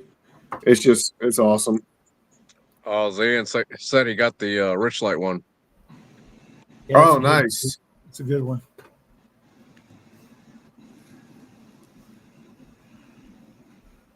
Damn, Levi. That's pretty expensive. That's why you got it for free. Is that coming with the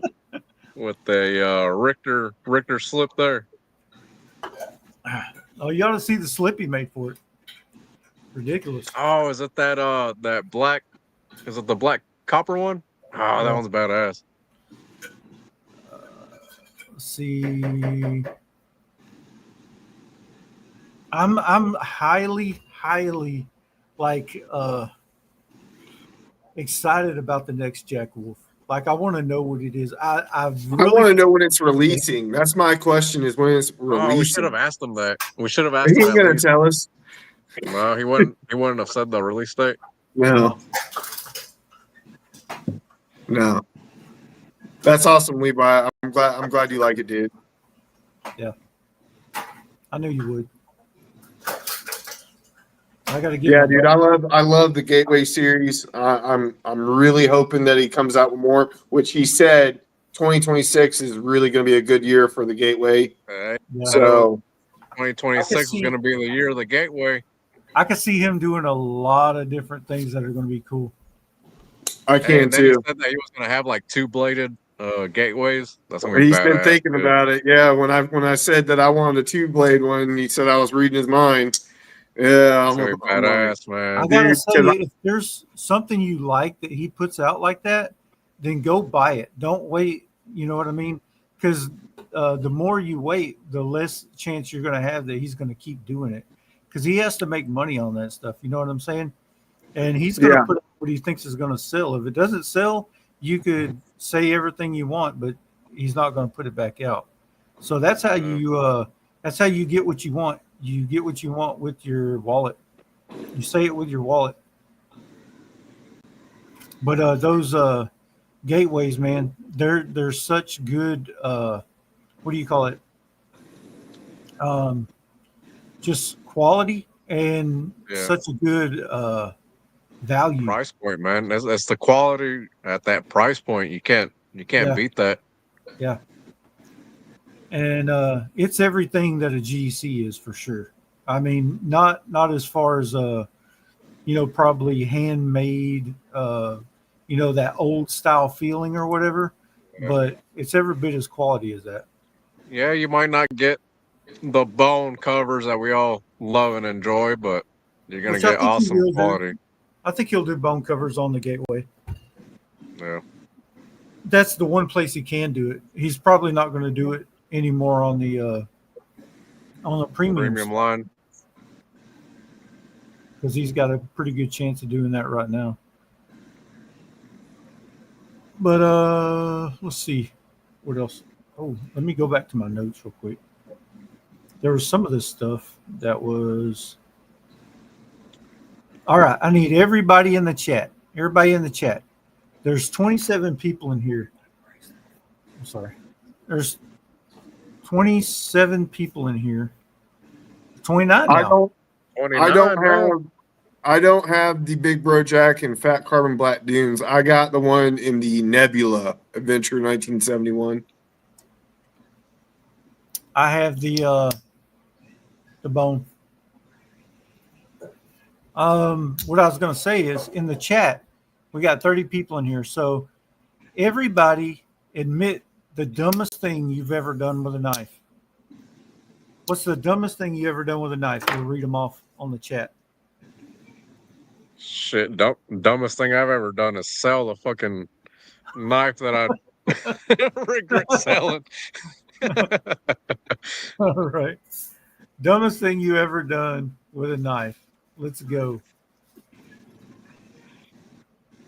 I mean, I pride with my knife. I ain't gonna lie. Jay said, yeah, I don't like Rosecraft, but I do like Jack Wolf knives. Boomer said, when I was very young, I used it as a pry bar. I've done that too. I've actually used mine as a screwdriver quite a bit, actually, more than I should have. Yeah, I've done that before. Yeah. Like you're going to tighten up a screw on a door handle. Ryan said carried a dull one early on. Right?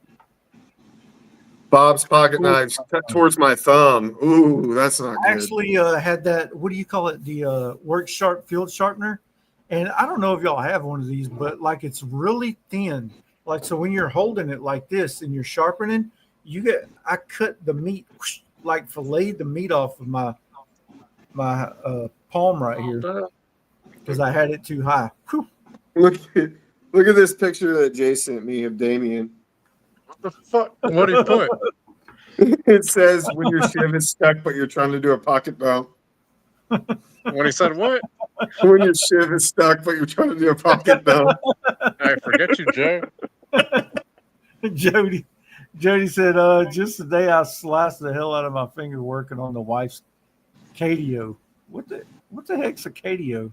Probably patio. You probably meant patio. Jamie said dropped one and tried to catch it. I've done that too. I think I've done that before. Or like when you're flicking a knife in the car and you lay it on your lap and then you get out of the car and you forget you have the knife on your lap and you drop it. Jay also said I tried to bend a blade on a Stockman. Oh, I literally got in to stop it from having blade rub. I pushed it against my thigh and ping, it broke off at the tang and hit me right in the forehead. What the hell? Damn. You see that happening? Dang. That's crazy, dude. Oh, the patio. Okay, Jody. Uh, let's see. I lost a $200 Monterey Bay slip joint 2 days after. Oh, damn. That's rough, Oh, dude. I was in a shit. rental car. Hey, whoever rented the car next or whoever cleaned the car got a good knife. I remember one time I was mowing the yard on the zero turn out there, and I got a huge, I'm talking about a huge freaking yard. And I had my case trapper that I carried for like 7 years. This was the only knife I had, case trapper. And I lost it. I never lose knives. So I was upset about it. I mean, I was upset. Next, like 2 days later, my father in law said, "Hey, I found this out in the yard. I would have never found that sucker, dude. I don't know how he found it, but it was Oh fine. hell, It just had a little bit of rust on it I had to clean off. you ran over it with the damn lawnmower, didn't you? I don't know if I You ran it flung it? over. I don't know. I know it fell off of there and went in the grass somewhere. I thought you flung it with the lawnmower blade. I could have. I don't know. It wasn't damaged or not. It was just rusty a little bit. Yeah, Jay, I bet it was you was mad at yourself. I actually dropped this knife right here. And I was flicking it open, right? I was just flicking it open.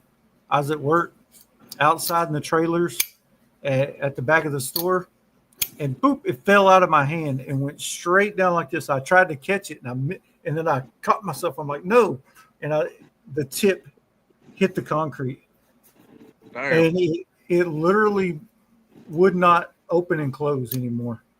It was bad.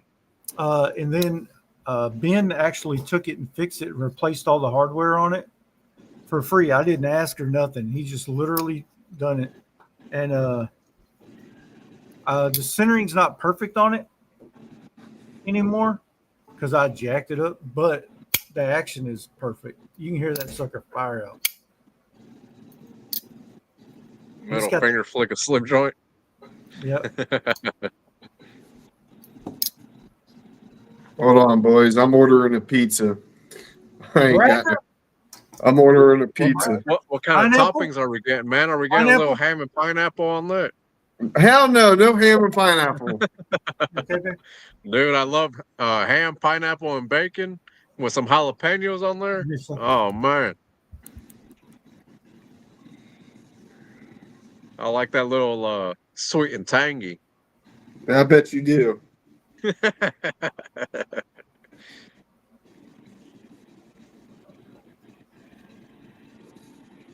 on the card. Hey, forget you, Jay. I just saw that damn picture. Fucker. Get you a feta and spinach pizza with some white sauce. Yeah, that sounds pretty good. Damn, you would take feta and spinach over ham and pineapple? I don't like pineapple on pizza. You ain't living, man. It'll change your life. I've had it. I don't like it.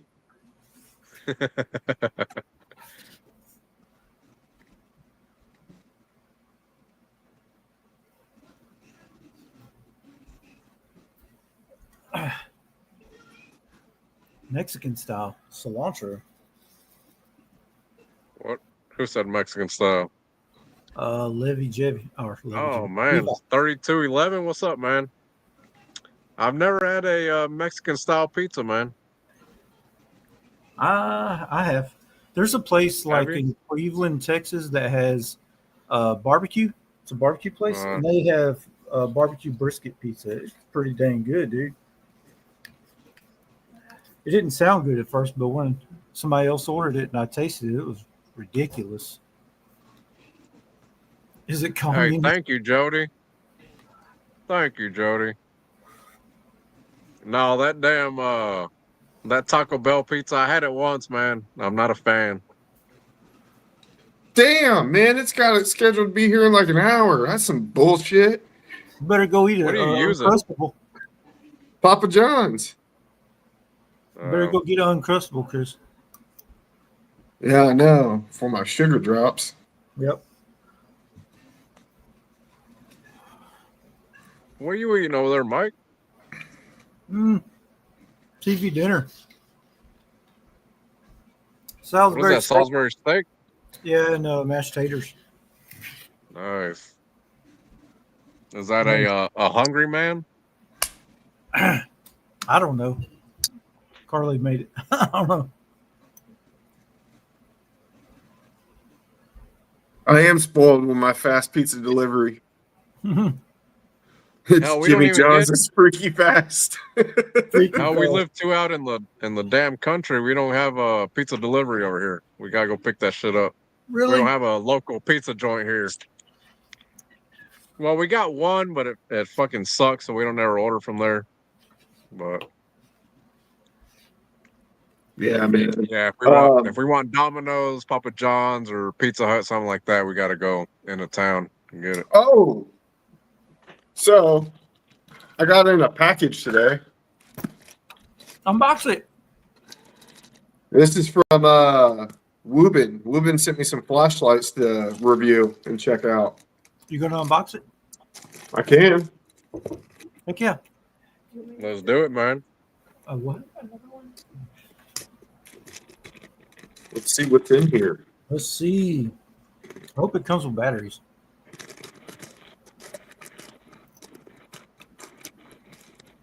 Damn, she smashed this box.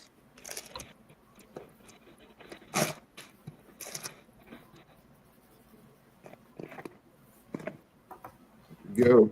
Let's see.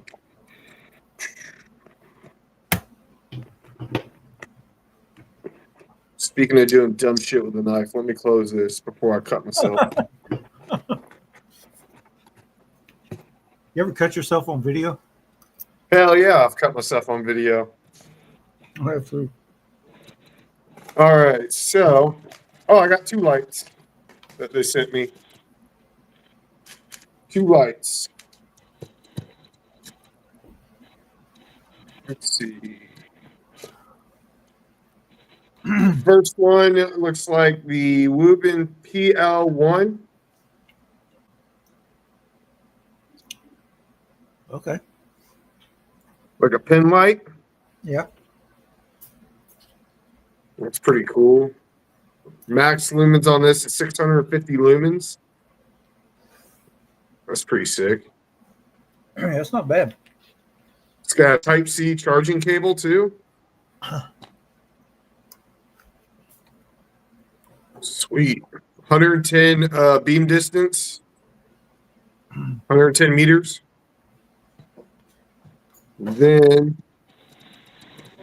let's see what else I got. The Woobin L3. Nice. Look at this thing. Oh, that one looks cool. Yeah. Oh, that's cool. This thing's also a portable charger. It can charge like your phone because it's got 18 watts of output power, which means that you can hook this up and like charge your phone with the battery. So that's pretty cool. And then it's got 3,000 lumens max, and then a 226 meter distance. Okay. Yeah, that's pretty sick. Cool. I'm gonna save these and open these up on my channel. But yeah, these are what Ruben sent me. Nice. Pretty cool lights. Yeah, pretty cool lights. That's awesome, dude. Yeah, dude. Top of the hour, Damien. It's top of the hour, baby. So I'd like for all y'all to like and subscribe to all 3 channels: Richter Knives, Grady's Gear, Replicant EDC. We do this every Friday night, 6 p.m. Central, 7 p.m. Eastern. Next Friday night, we're gonna have Wax Wing as our special guest. Heck yeah. So you guys make sure to hit that little notification bell as well, so you guys are notified whenever we go live. Oh, Yeah. everybody's asking what's the most carried Jack Wolf. This is my most carried out of all of them, which is my sharpshooter, the Nice. original OG, in black micarta. My kinda like favorite of all time is the Venom Jack. This is my most carried. This is the one I carry the most. I've had this one the longest though. This was the first one that ever came out. I bought it when it first came out.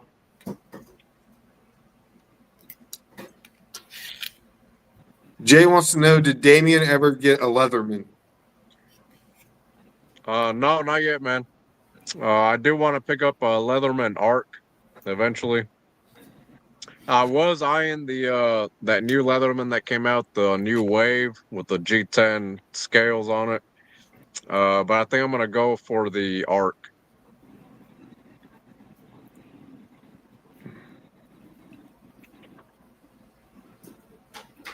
Jay also said about the Venom. Yeah, man, I think this was a Blade HQ exclusive. It's got the blue Canyon Rich Light micarta on it. It's got that hand rub blade on it. And it's got a polished titanium. I like that. Oh, yeah, this one is awesome. Fits beautifully in the hand. Awesome Warncliffe blade for all your box opening needs. Yeah, this one's badass. Yeah, dude, the This is blade on probably that one, my favorite Jack Wolf slip joint right here. the blade on that one right there is so thin at the edge with that Yeah. hologram. It's just like is a laser beam, dude. It's just Well, it feels like a utility knife, really. yes. It feels like a utility blade. It's a sweet knife, dude. It's definitely a slicey blade. Oh, damn. They shipped it already. Shipped what? That Lanny, the North Mountain Blades. Oh wow. It's going to be here Right. Wednesday. What covers? Oh, wait, no. That's, no, they sent me, never mind. I got different package. You got too many fucking sponsors over there, Chris. Yeah, I got a different one. That's our stickers. Oh, nice. That's our stickers. It's going to be here Wednesday. I'm pretty pumped about that. Hey, we're getting some stickers in, people, with our Nomad EDC logo on it. So here soon, we're gonna be doing some giveaways. Heck yeah. But they are shipping that Lanny though. They sent me the picture of the box or whatever, the shipping label. What covers did you get on that? I forgot. The Ironwood. The Ironwood, that's the one I got. Okay. Yeah, I can't wait to see that one. Yeah, dude. I'm excited. Yeah, I'm excited to get those stickers in. Guys, we're going to be able to do giveaways and stuff like that. I think I ordered 200 stickers, so got plenty.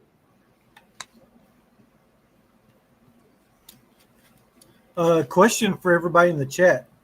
I know a lot of y'all got stickers. So here's my question. What do you do with them? What do you put them on? Or do you just save them? I put mine on my toolboxes and like the cases that I carry my knives in. They're all slapped on there. I want to start putting them on my Yeti. Cover my Yeti in stickers. But then like I use my Yeti a lot and I put it in like the dishwasher. So I was like, I don't know if I want to do that. Yeah, you ought to see Damien's stickers. Oh yeah, I got them all over my my workbench and the garage and my gun safe. And I'm running out of room on my gun safe, so I got a fridge in the garage. I think I might start putting stickers on there. Bob said I have a steel filling cabinet that's covered in stickers. Ryan said I just stack them up and save them. Stack them and save them, baby. Levi said we need some dang hoodies and hats already. That's what I'm saying. I'd like a hoodie. They're I'd coming. like a They're beanie. coming, I'd guys. like one of those cuff beanies with their logo on it. We're also looking at RE patches, guys. An RE patch with our logo on it. I know a lot of guys are into the RE patches for their pouches and stuff like that, and their backpacks for the Velcro.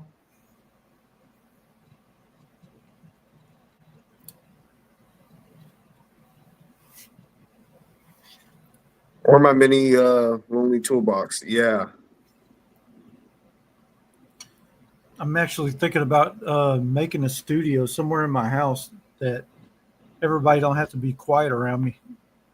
And I'm having one made over here that I'm gonna be putting together, and I want to get some custom neon signs and stuff like that put behind me to up production and stuff like that, make it a little bit more nicer. I want a neon sign right here that says live nudes. I bet you do. Nasty bastard. it says live dudes. You say live dudes? We all know what you like, Damien.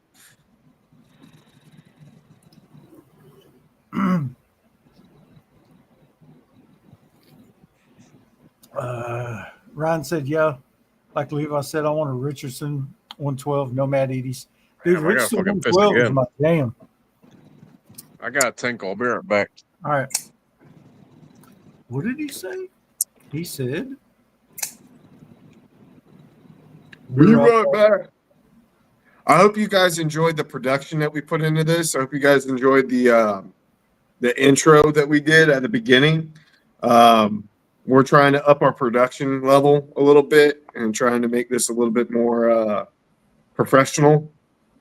yeah. Oh, Ronald said, I just picked up a Jack Wolf Tango in 80 style scales. Nice, dude.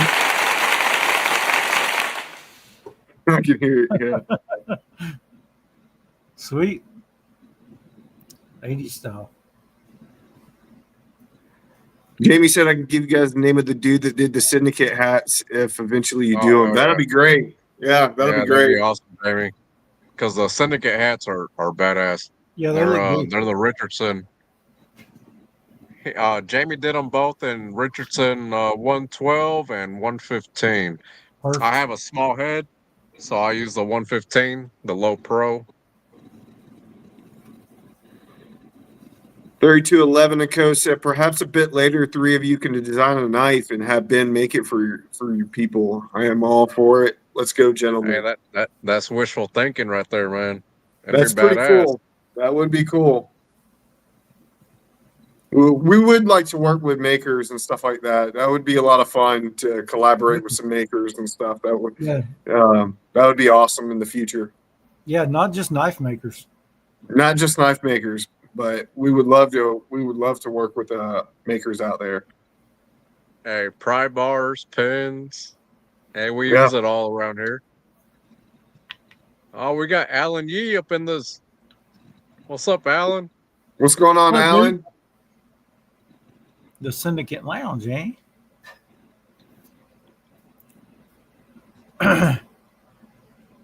Jay, dude, there's at least one time I laugh at Jay. Who has the biggest selection of Jack Wolf knives online besides their site? Of course, haha. DLT's got a lot. Traditional pocket knives has a lot. Boomer's blades. You can check out River's Edge Cutlery. Let's see. Hold on. I'll look at the dealer list real quick. Give me 1 second. Hold on. Add the stage. There's a dealer list right here. Fucking Jay. See what Jay put.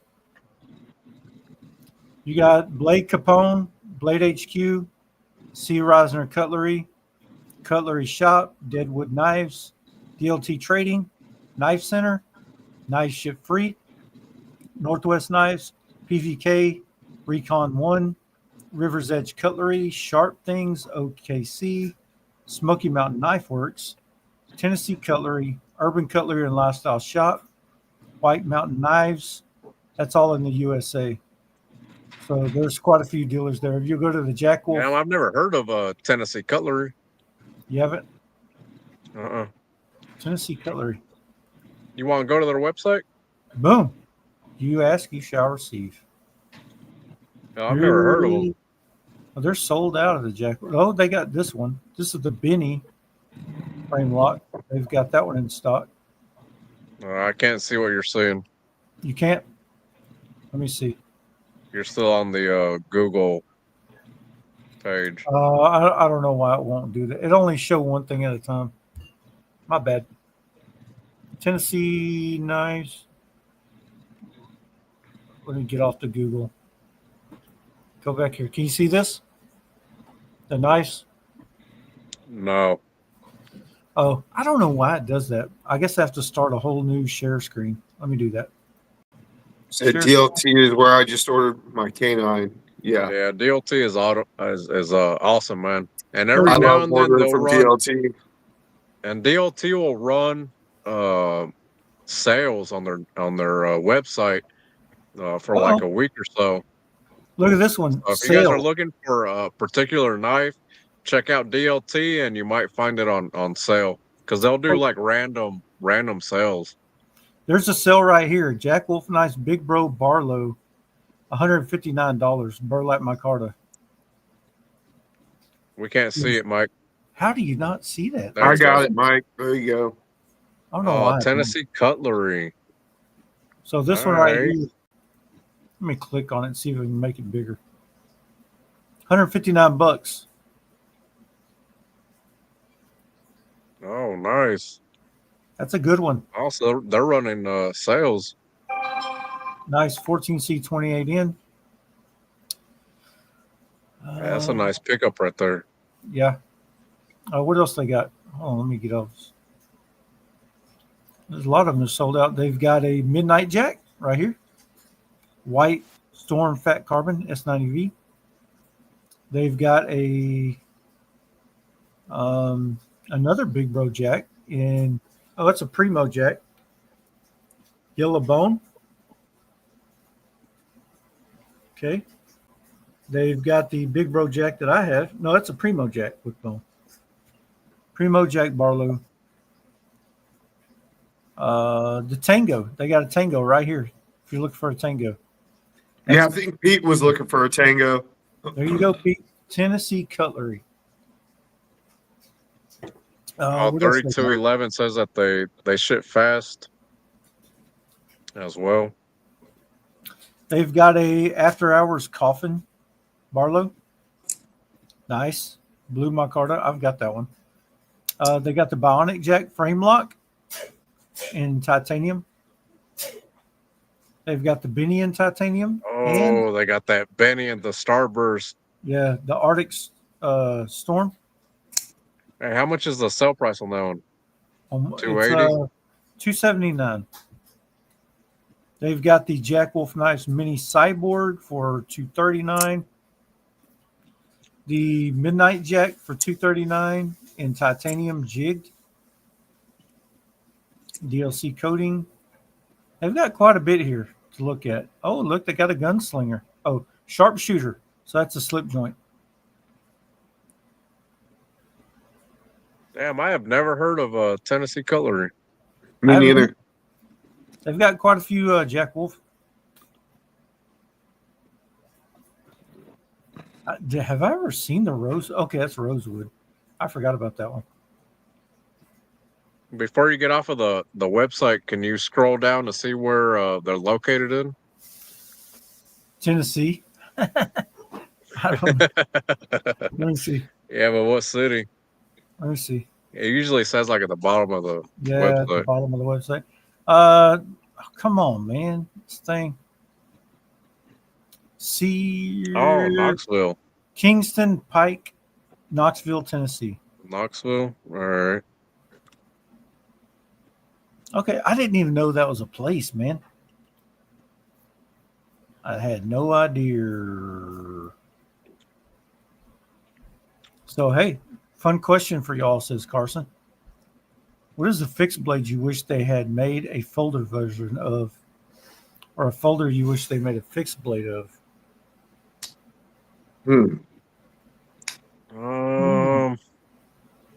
I think this would be cool in a fixed blade just because of the handle shape, how good it is ergonomically. I think that would be cool as a fixed blade. Well, Lanny's clip pattern has always been my favorite slip joint pattern. But Pena actually makes a fixed blade Lanny's clip that's fucking badass. I wish I could pick one of those up, a fixed blade Lanny clip from Pena. That would be sweet, wouldn't it? Yeah, those are awesome, man. I don't know. I think that Jack Wolf in particular, I think you could almost make a fixed blade out of any of those. I think they're all really interchangeable. Bob's Pocket Knife said, I want a fixed blade Sodbuster Jr. What you do? I think it'd be easy to do. Actually, what do you call it? There you go, Bob. GC makes a fixed blade. Looks just like a Sodbuster. Now I've got Pioneer Jack. Pioneer Jack is what they call it. Yeah. Jack Wolf calls it. That would look good as a fixed blade. Check that.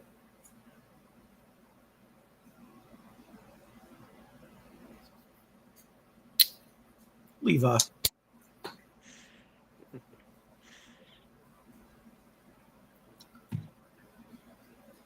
More fixed blade sheep's foot knives. Oh, Chris Reeve Umnum's on fixie. Oh, dude. That'd be sick. I like that. I'm not even a fixie guy, but I would want one of those.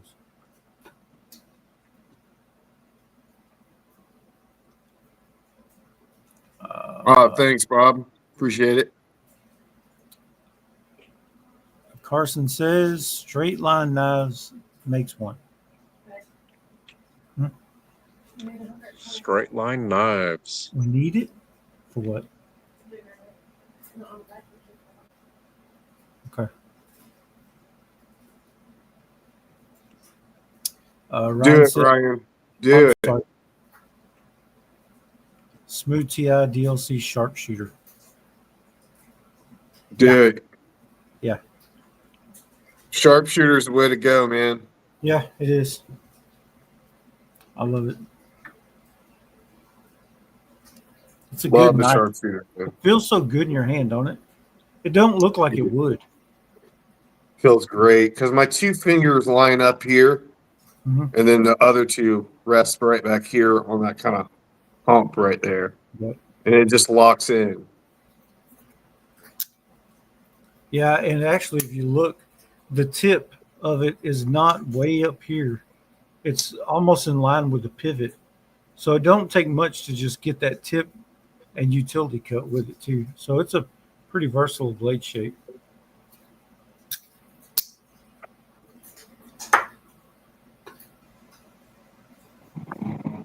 I think there's a few people that make the Sodbuster fixed blade.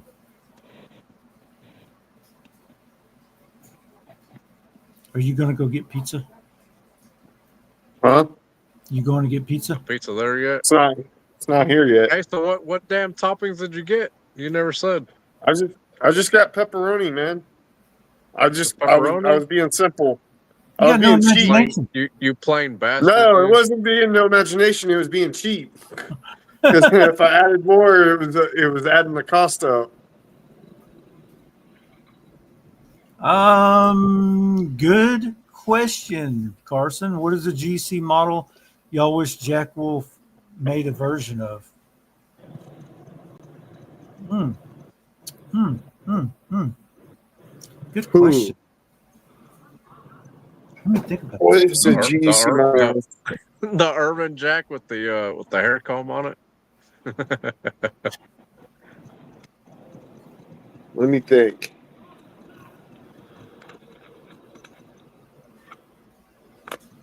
Number 15, boy's knife. Yeah, sheep's foot. Give me a sheep's foot. A number they make 15 boy's knife. If they they make did a a version like that, They make a little bro, which is really close to it. it's close. 86 spear. I agree with Ryan.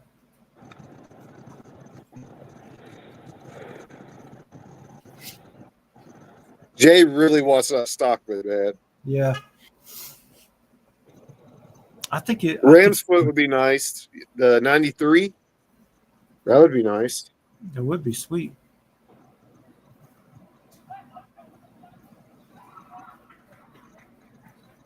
What? Pepperoni pizza with hot honey?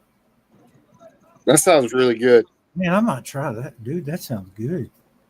Hot honey on anything sounds good, actually.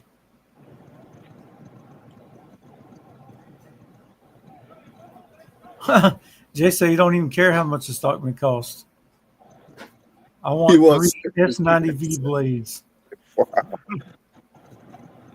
He Well, I could probably only- won't put it on that. He'll probably wind up putting it on a Gateway series is what he's going to do because it keeps costs down. Which would not be S90V. Because if he does 3 S90V blades, that's going to make that knife $600-$700. Yeah. Yeah, you got to think about that. Bob said single blade lockback 72. Yep. He said, "Yeah, I know, but we're playing pretend." Playing Jay pretend. said we're playing pretend. Yeah, I'd like to see that one. Yeah, Oh, that was yeah. badass. That would be sweet. In a GC. But make it a slip joint, not a lockback. Mike, break out your pen and paper. We're going to ask the chat to come up with some cool questions for our next guest on the next live. Some rapid fire questions. Okay. Yeah, so the next Friday we're gonna have Waxed Wing on the live with us. He makes some awesome little fixed blades. You guys Yeah, check he him out does. on Instagram, Waxed Wing. Is it Waxwing or Waxwing EDC? Wax wing. Waxwing?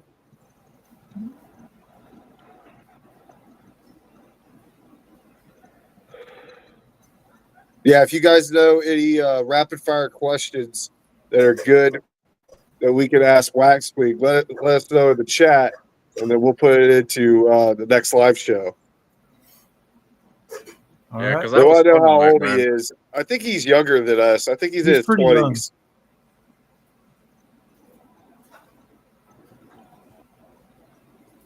Yeah, the rapid fire questions was fun with Ben.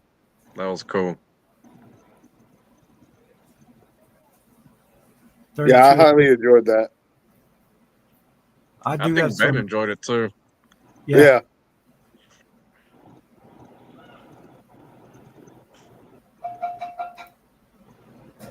Thank you, man. I have a few. That's a tracks good too. one. That's a good one. Rambo's Rambo's knife or knife. Crocodile Dundee's? Oh, Oh. nice. Good question. Good question. Rambo's.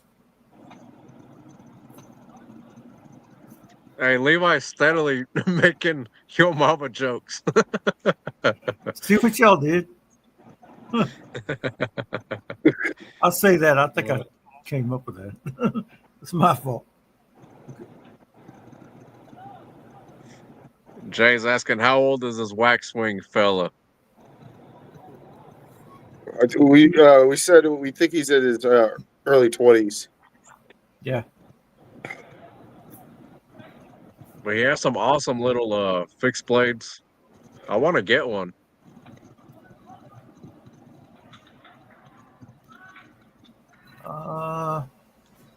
Favorite blade steel to work with and why? There you go. That's a good one. Let's see what Adventurer said. I would like to see a Jack Wolf Buck 110 with titanium instead of brass. That'd be sick. Bob. That's a good. What Bob say? Your mama's so dumb she tried to get you a jacked wolf for your birthday and ended up with rabies.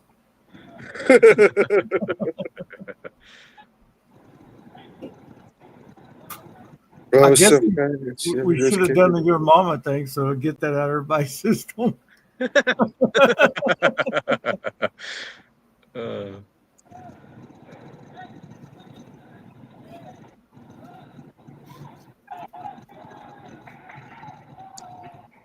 Anything good from Blade Show West you guys see? I haven't even looked at Blade Show West. I literally I haven't even, man, One I haven't even looked at because usually like YouTubers will make Yeah. videos on Blade Show. I haven't even seen any. I've been so busy getting ready for this live show. I haven't looked at anything. Oh damn! I'm thinking we're backstage. Here, I Bro. gotta go David take forgot Oh, where he was he was about for a to- second. Was you about to smile and wink?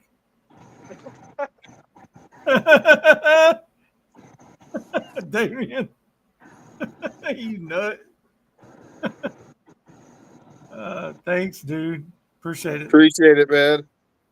That was freaking fun, dude. I'm still pumped about that.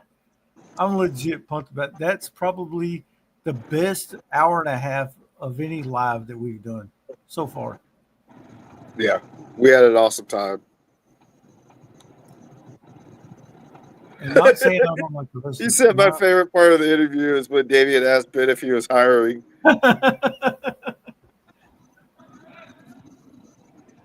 It's like, yeah, not you though. You take too I many need people who work. Damn it. Yeah. There's only so many a lot of times you can go pee to. Jay said he thinks it's a tie between him and Shane. Dude, Shane was an awesome guest, dude. I'm telling you. We had fun. Yeah. He Shane was awesome too. very knowledgeable, knew what he's talking about. Fun guy, easy to talk to. Yep. Yeah. He just messaged me today. He's a really cool guy.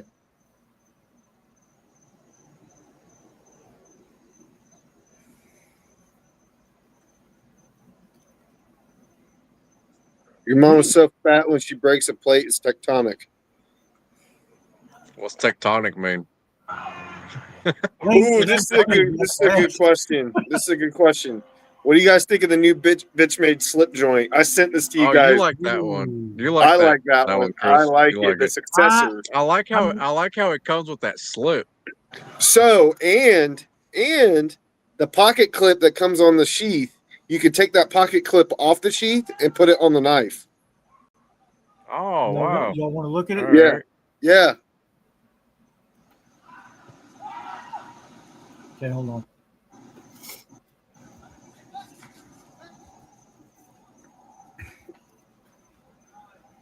Let's see, bench made. What'd Jay say?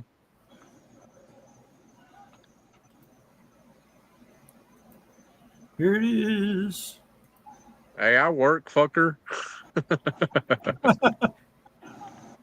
Here you go. I work on the backstage shit that you guys don't see.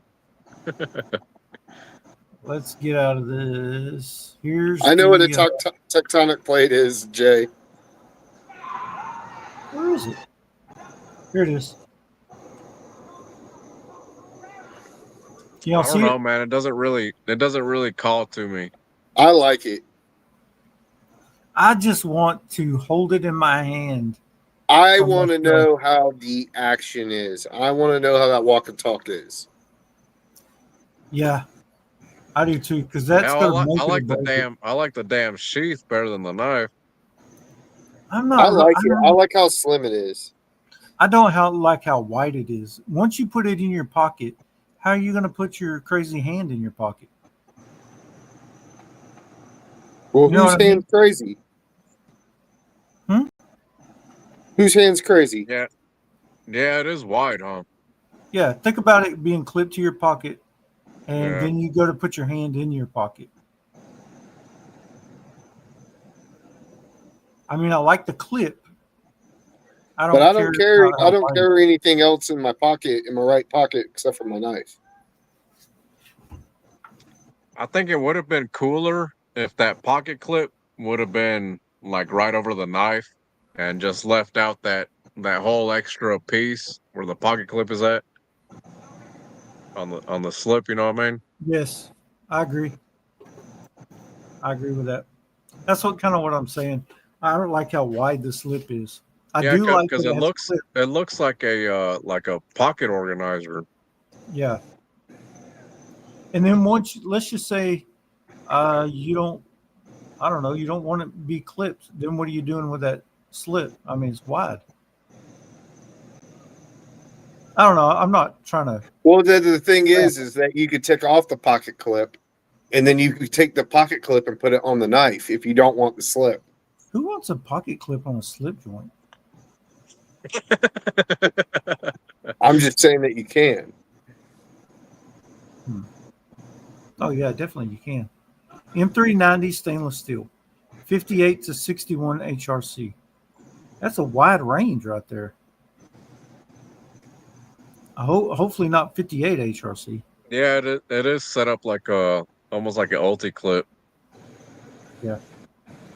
The knife though, I think I want to try one out just to see the action. If the action, that's a stabby looking little blade right there, M390. I think I'd like it if the action's good. I'm not too sold on the design. It's not really speaking to my soul. Is that aluminum? Yeah, it's aluminum. I think I'd like that price a whole lot better if it was titanium. Oh, damn it. And it's 250. Yeah. Yeah. So, what do y'all think down in the comments? What do y'all think about it? I like it, but I don't know. I'm probably not going to buy it, but I like it. Well, that's kind of the thing. They're making it to see if you like it enough to buy it.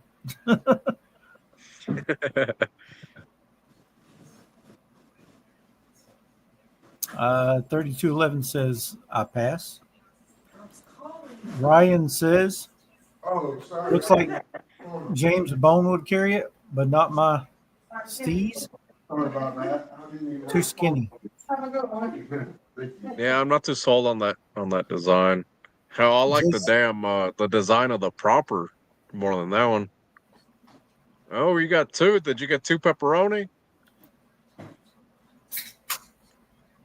Hey, Chris, I want to watch you dip it into that garlic sauce, man.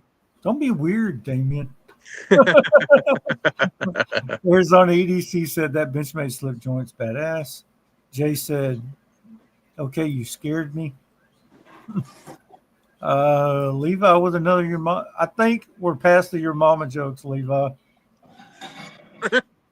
Hey, Levi steadily plugging them, huh? Yeah. Jay said, that doesn't do anything for me. I like the color, but that's about it. Yeah, Arizona EDC said, wish it had different colors though. Or if they just gave you a normal slip. Well, there you go. They're trying to do a lot here. Or a normal slip with the pocket clip. That'd be cool. Yeah, I don't know why they great. added that extra width to that slip for the pocket clip. Yeah.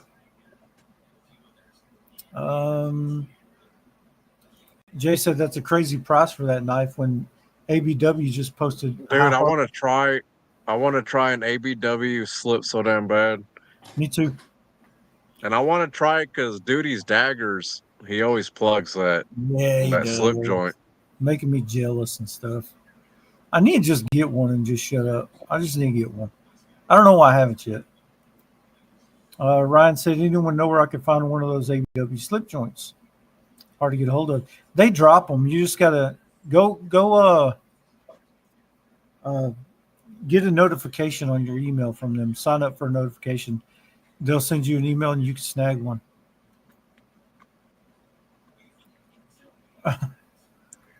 Let's see. Hey, Jay. Chris. Go ahead. Hey, when you get down to the crust, man, I want to watch you dip it in that garlic sauce for me. Why you gotta be weird? Nice and slow, like, man. Why you gotta be weird? I want to watch it drip. I told him not to be weird. You're misbehaving quite a bit. There's a Jay said they had some on their website earlier, but I just checked and they're sold out. Jody said that's Benchmade for you, overpriced. We know that. What do they call it? The butterfly tax or some shit? Yep. All right, Chris. Yeah, man, we got to see the pizza, man. Chat's asking. You're a man of the people. The people want to see the pizza. Hold on. Nice. Come on, take a little nibble for me, man. Come on. No, you weird bitch.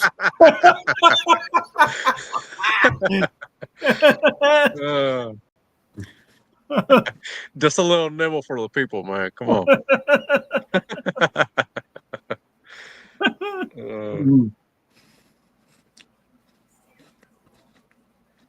Damn, I gotta get another beer. All right. Go snag you one, man. I'll bring y'all with me. Okay. When you said that, I thought about something different. We're going. What Jay say? Why does Chris always look pride? What do you mean? Like I sunburn? guess he's saying Or like, you always look high or some shit. like sunburn or high? High, like toasted. Like on drugs. I used to do a lot of them. He did enough for all of us back in his heyday. I did. I did. Let's see. Comments. What the freaking heck kind of kink is Damien got going on over there?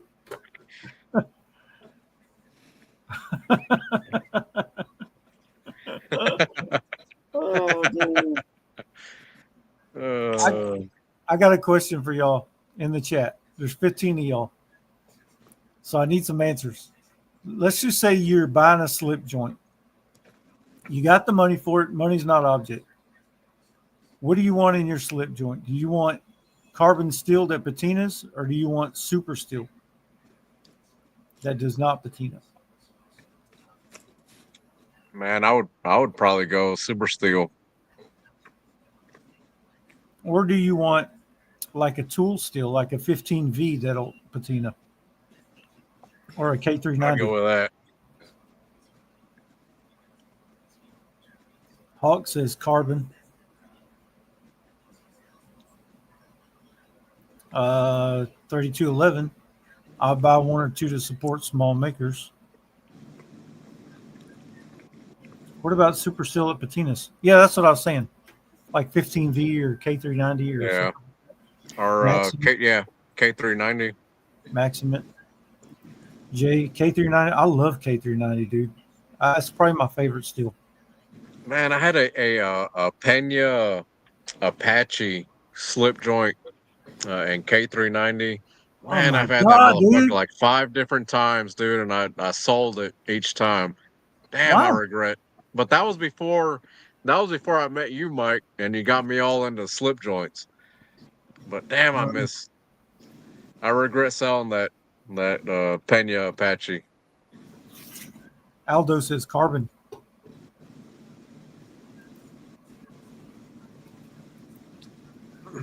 Alan said, should I get a micro Jimbo?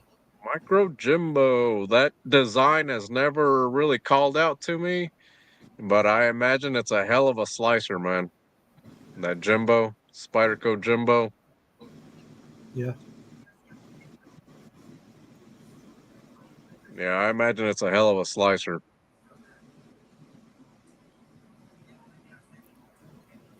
Chris, you done eating? No, I'm typing something. Yeah, I'm typing something. Hey, you don't eat the peppers that come with it? No, I have gastric problems or whatever from my stomach issues or whatever. I can't eat hot stuff. And we got high winds in the house. What's up, Alex? Oh, yeah, high winds is every time I've gotten that Apache slip joint, I've always showed him, and yeah, I always end up selling it. God damn it, man. I regret it. I regret it, Alex, man. I'm sorry. Because he told me the last one that I had not to sell it. Damn it. Should have kept it. God damn it. Because those are hard to come by, because when Pena drops a production knife, man, he won't revisit he won't revisit the production knife. So No, he won't. whenever Pena drops a production knife and you like it, go out and get it, man, because he won't revisit it.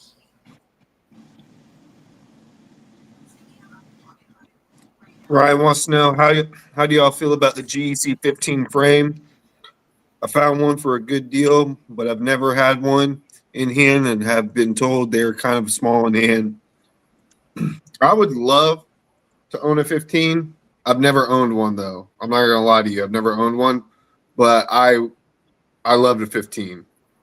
So if you found it for a good deal, I'd say go for it. And I know Mike loves the 15, but I'll let him tell you whenever he gets back. 15 what?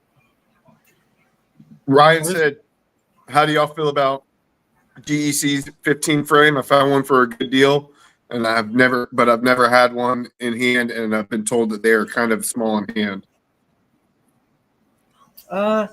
They're not so okay. They're a small knife, but they're just that size of small. That's like it's usable. You know what I mean? You could put it in your pocket. It's usable.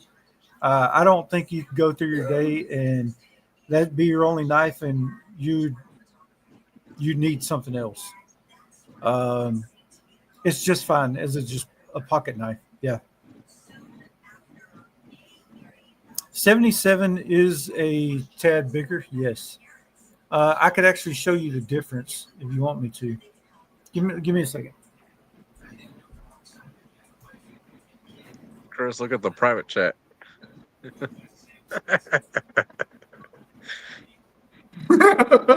You stupid fuck. Oh shit! Dumbass.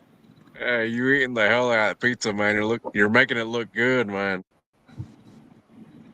I haven't ate anything Oh, since this morning. here's the difference in the here's the 15 right here. Okay. So, I mean, is it a small knife? Yes. But you still get 4-finger grip. The 77 is just a little bit bigger, pretty much the same frame. And then the 86, same frame, just bigger. There's your difference right there. So it's not too small. I think you'd like it, Ryan. Plus, the good thing about GEC is if you don't like it, you can get your money back most of the time.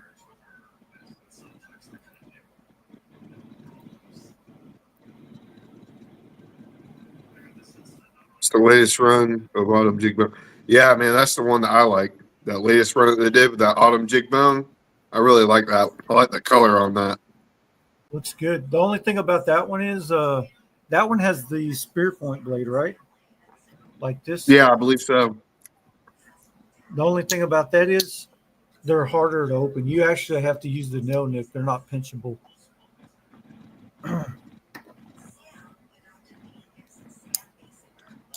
Yeah, I want to try out a GC, but I don't know if I should wait until I get my own GC. Like instead of getting a borrowed one from you, Mike.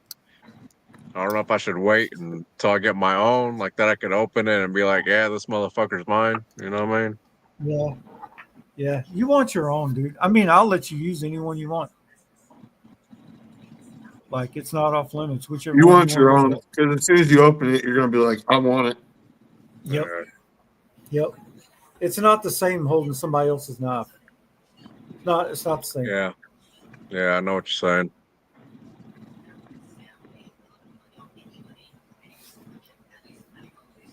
Yeah, Jay, but as soon as he opens it, he's going to try to buy it off you.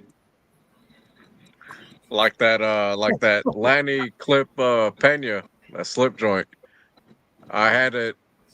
The guy sent it to me as a loaner to review, and as soon as I opened it, man, I was like, I hit him up. I was like, hey, would you sell this to me? Because I fell in love with it. I'll tell you right now. I'll tell you right now. You sent it to me, If you owned it, I would be trying to get it from you, but you ain't paid the payments yet. No, I freaking love that thing, dude. Hey, I freaking love it. I only owe 100 on it, man. But it's a sweet fucking knife, man. It is, dude. It's probably nicer than any knife I have. It's freaking sweet. Yeah, it's a sweet knife. I I'm carried telling it you. there. I carried it. I was happy about it.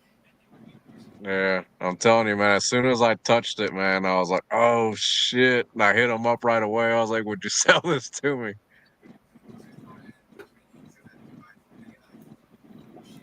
Jay said I'd send you one, but nobody gave me one. I'd probably hate to open someone else's knife. Plus, two, getting a knife that's clean and new and tube and putting your own patina on it and watching it Yeah. age is sweet. True. Yeah, I think I'd probably have to wait, man. Get my own GC like that. When I open it, it's like this is my first GC, my first experience, and this one's mine. Yeah, Chris, he picked a dang good first one, dude. Yeah, I did. yeah. Hell, if I had the money, man, I would have bought that other one that was on eBay with the The what was Ironwood it, snakewood or Desert? something on it. Snakewood, yeah. Snakewood. Ryan said those 77s in ebony are super good looking, man. Just something about that. I had that one. And the only reason I don't have it now is because it wouldn't kick this one out of my pocket. If I hadn't had this one, I'd probably still have that ebony. I love that ebony one. But usually, if I have like two or three of one pattern, I usually end up getting rid of some of them because there's one that you really like the most. You know what I'm saying? That stag right there is beautiful, dude. Dude, it is. It's ridiculous. Oh man, I'm a sucker for stag, dude. Yeah, that's sexy. It is.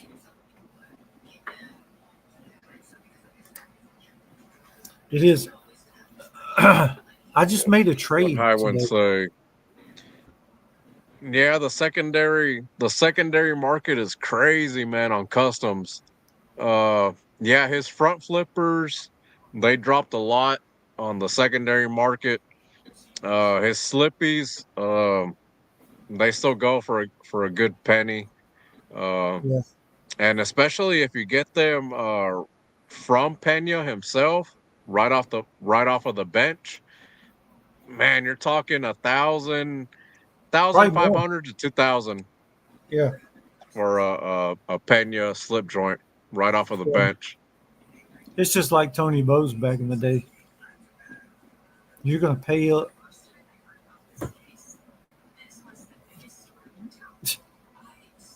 Alan. I'll put it up there. What the fuck, Alan? He said stags. There we go. That's a little better. Jay said I have Richter's Ebony 77. That stag is making me want to get one of my stag knives out. I'm surprised you weren't more interested in those 88 beavers.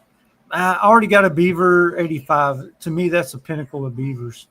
And then the 88s, they haven't really spoke to me. I mean, I'm not jonesing for an 88. I mean, they're cool. If I had one, I'd probably like it, but I don't like it enough to buy it. Does that make sense? Kind of like Chris was talking about with that Benchmade. He likes it, but he ain't gonna buy it. Yeah, I like it, but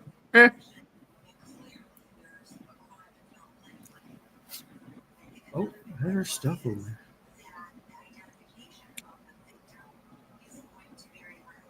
there. Hey, Alan, I'm glad you joined the live, man.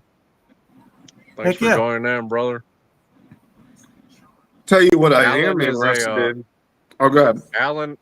Alan is off of the Syndicate Lounge.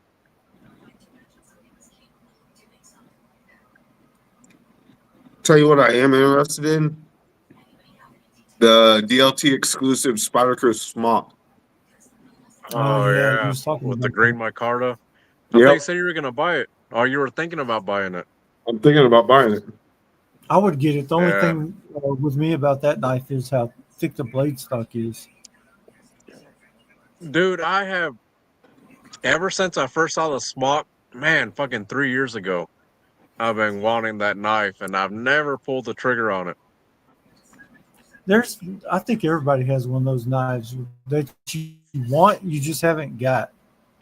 Uh, Yeah, Ryan I've said the been Hemlock interested in the 86 is smock. one of my top pieces I probably won't get. The Hemlock is hard to get, though. You know what I mean? It's like you're not going to get one of these for cheap. It's just not going to happen.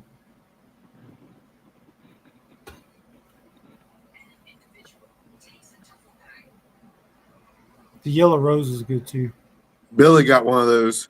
Just got one of those in. He sent me a picture of that. Sweet. who did? Billy.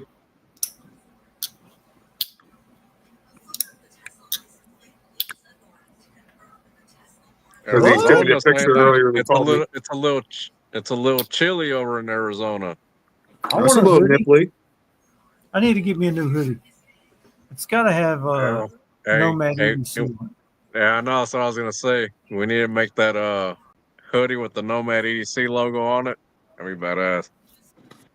I'm gonna get me some Nomad EDC undies. I'm gonna rock those. Hey, they're gonna be silk too. That's right.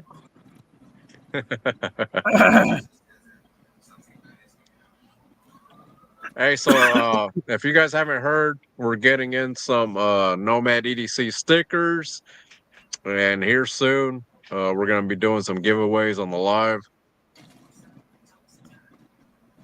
So we're starting with stickers and maybe some RE patches.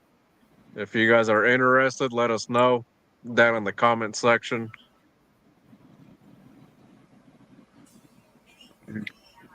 But yeah, we definitely want to do some hoodies, maybe some beanies with our logo on it. Man, that shit hit the spot. I feel so much better. Carhartt costs a lot of money, Jay. Good God.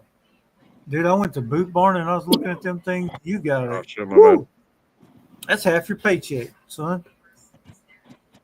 Yeah, That's Carhartt knife is money. expensive, That's knife money, damn it. Yeah, but that's they have good quality stuff though. Carhartt. Yeah. Hey, we got Grant Montgomery in here asking what's cracking. What's up, old son? Thanks for hopping in the chat. About to crack another beer. That's what's gonna be cracking. I'm about to crack one of them dudes too. I got to finish the Lord's drink first. You ain't got another yellow belly? I do. Did he just call me Brady? He called me Brady. Is it Christopher Brady? No, he called me Brady. The Brady Bunch. The Brady Bunch. Did I get your leather slippy from Skull and Heights? Because I got mine today. No, I get mine on Monday. Hey. Yeah, me too. Which one did you get? Which one did you get? 3211. Which one did you get, dude? Yeah, which one did you get?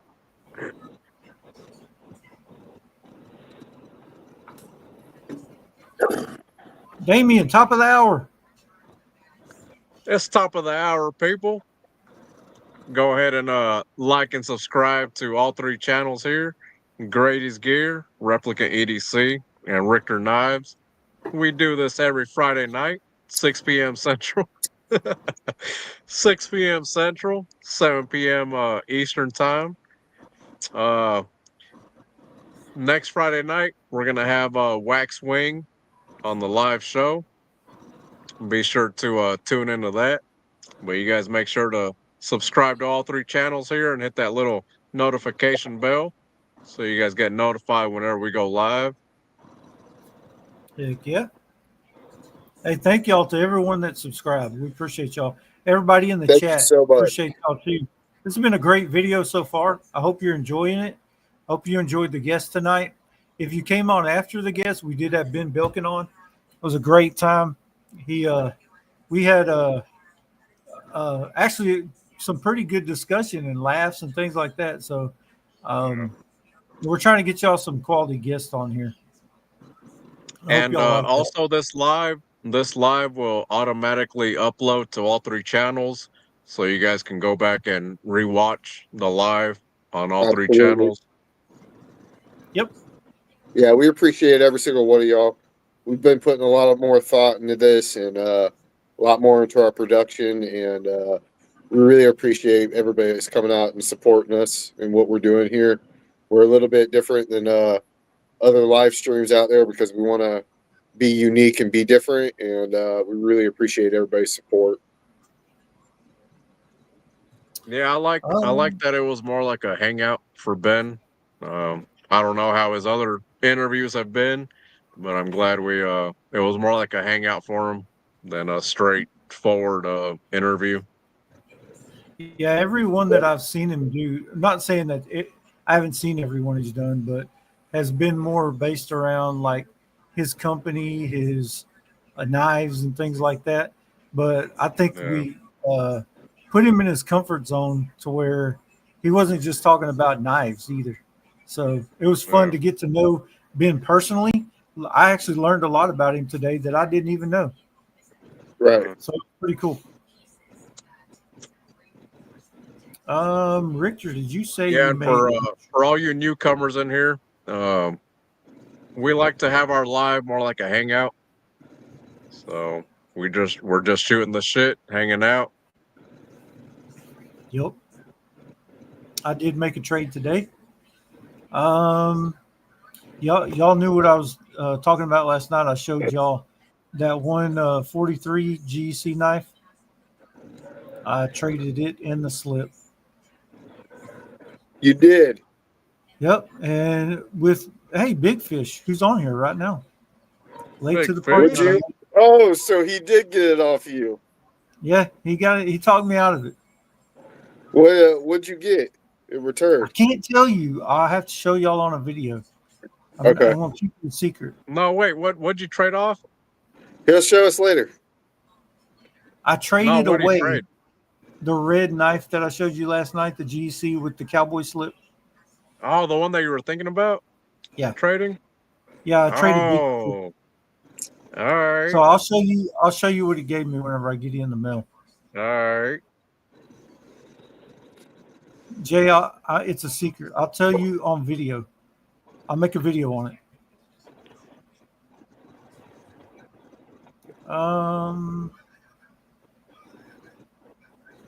Yeah, the Rust Red 43 is what I traded away. Hey, it's got to be something good for you to get rid of that. It was good. It was good. I can't wait to see this shit. I can't wait. Is it a Zon? Oh, Big Fish, I would be hollering at you. No, if Big Fish, if he had his on, he might have traded me, but he didn't have one. I would have traded for his on. I know that's what we were telling you last night when you said he was messaging you. We were like, see if he's got his on. I need his on, dude. I'm just gonna get. I gotta get one. I need the Dude, the Zon, man, that's an awesome fucking knife. That's one of those knives that I regret fucking selling. Damn. Yep. I miss my Zon.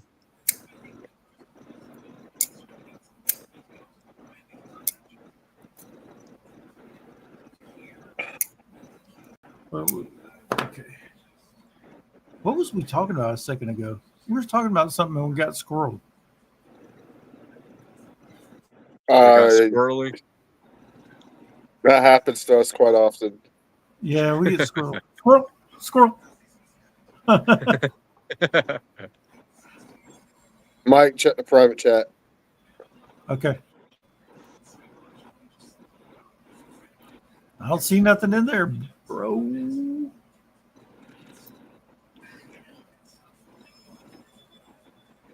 I don't see anything in the private chat. Bullshit. I don't. It says that pizza looks good. You dip in that crust, bro. That's the last thing I see. Huh? God damn it. Why you gotta read that shit out That's loud? the last thing I see, dude. Hey, man, the people wanted to watch you dip that shit in the garlic sauce. God damn it.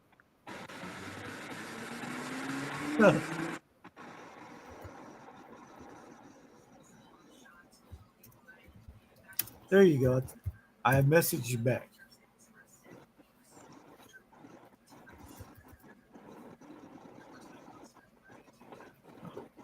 All right. Oh, I'm gonna go get a yellow belly. Okay. Does that answer your question? Okay. You gonna go get a beer? Hell, I might go get a beer with you. Ready? 1, 2, 7, go. Oh, we're going now? I gotta put my cigarette down. Wait. Go. Go. I'll take the laptop with me.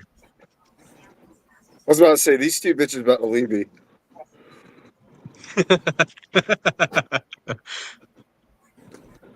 Hey, so how many slices did you eat, dude? I'm usually like a four slice.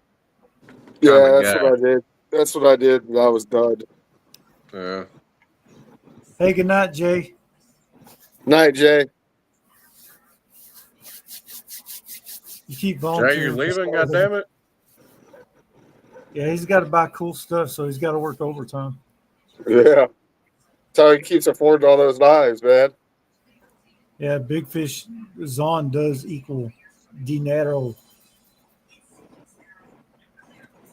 Yeah, I regret selling mine, man. Oh, when I get it, dude, I'm never getting rid of it. I'll tell you that.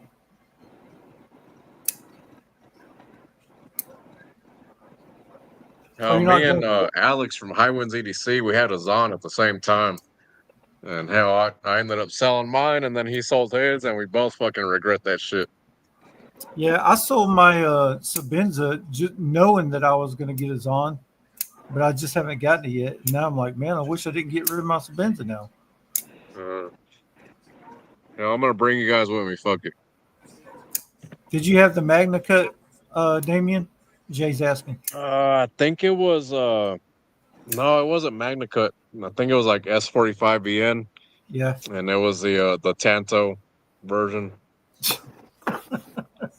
with the Levi. the bead blast finish on it.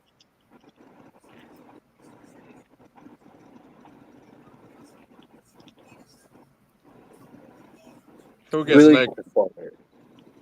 Jay. Who gets naked? Jay? Hey, don't be winking at me, bro. I'm not. Hell, you can't even fucking see my eyes. I kind of And I'm want to not see your winking. eyes. I'm And not the winking. camera's Goddammit, still I'm half too fucking Chinese. low. Yeah, bring the camera up a little bit. What's a Zon? Grant says it's a Chris Reeve. Chris Reeve. It's Yep. the Chris Reeve Umnum Zon. They call it a Zon for short. That Zon gang.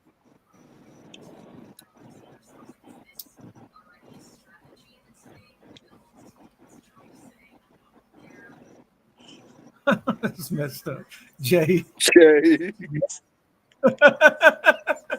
What is he talking I'm about? telling y'all, every time Jay gets in the chat, I laugh at least once every show. He's always coming out with some bullshit, ain't he? Yeah, Jay and Levi together. And Bunch of characters. fucking Marco. Hell, Marco was here at the beginning. What the hell happened to Marco? Polo. Polo. You stupid. What? Fucking Mike goes Polo. What 32 say? You're not Chinese, homie. No, my great granddad was Chinese, so I got some Chinese in there. He just likes Chinese. Yeah, he likes the Asians. That Asian persuasion. Hey, Chris, you don't say nothing, goddammit.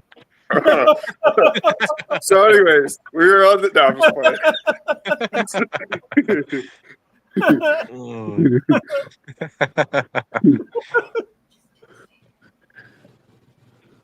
We were in a Rustler Steakhouse bathroom, and what happened was, Yep. That's how we all met. At a Rustler Steakhouse bathroom. Hey, if you guys haven't ever seen Step Brothers or Talladega Nights, you need to check out their movies. They're pretty badass.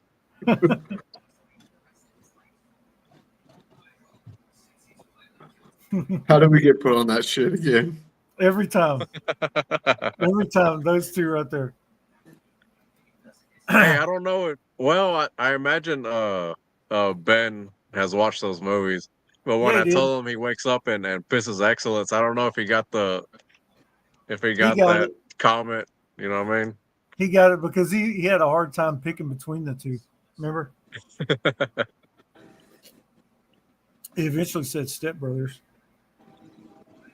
which is Yeah, funny. Step all Brothers the way. is the best movie. The better of the two.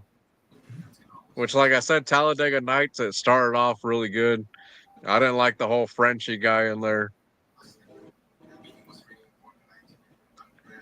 Oh fuck! I can't wait to see what the hell you're gonna come up with, Alex. Your reaction. I Oh, can't man. wait to see what the hell you come up with, Alex. Here we go. Levi. I'll let this with my eyes.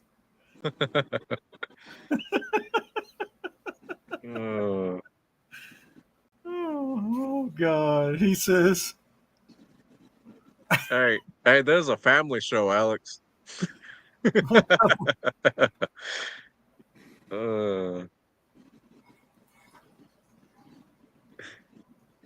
man, Ryan.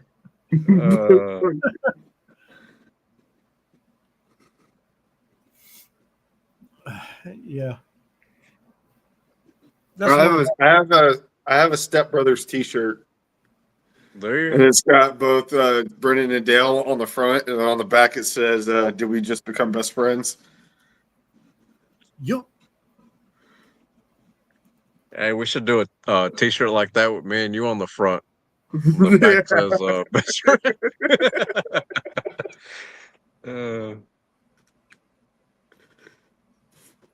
I'm gonna do it with me Hey, and we should do Mike a on it. T-shirt like that with all three of us on the front, and then the back says that we just become best friends. I'm gonna do it with me and Mike on it, and I'm gonna send it to you. What the fuck, man? Hey, it's gotta be all three of us. God damn it! Don't leave me out. That was like that group chat that I sent a picture to you the other day. Huh? You were that group chat when you weren't on it, and I took a picture. I screenshot that picture of all of us in the group chat in the phone call. Yeah. And I sent it to you. That day I couldn't hop on. Yeah.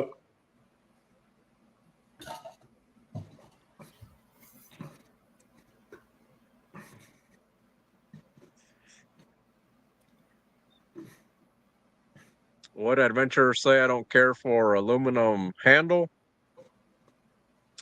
I like aluminum handles. On the Benchmade, probably. It depends on the price point. Like the Chavez X Lot, man, the aluminum handles on that one are sweet.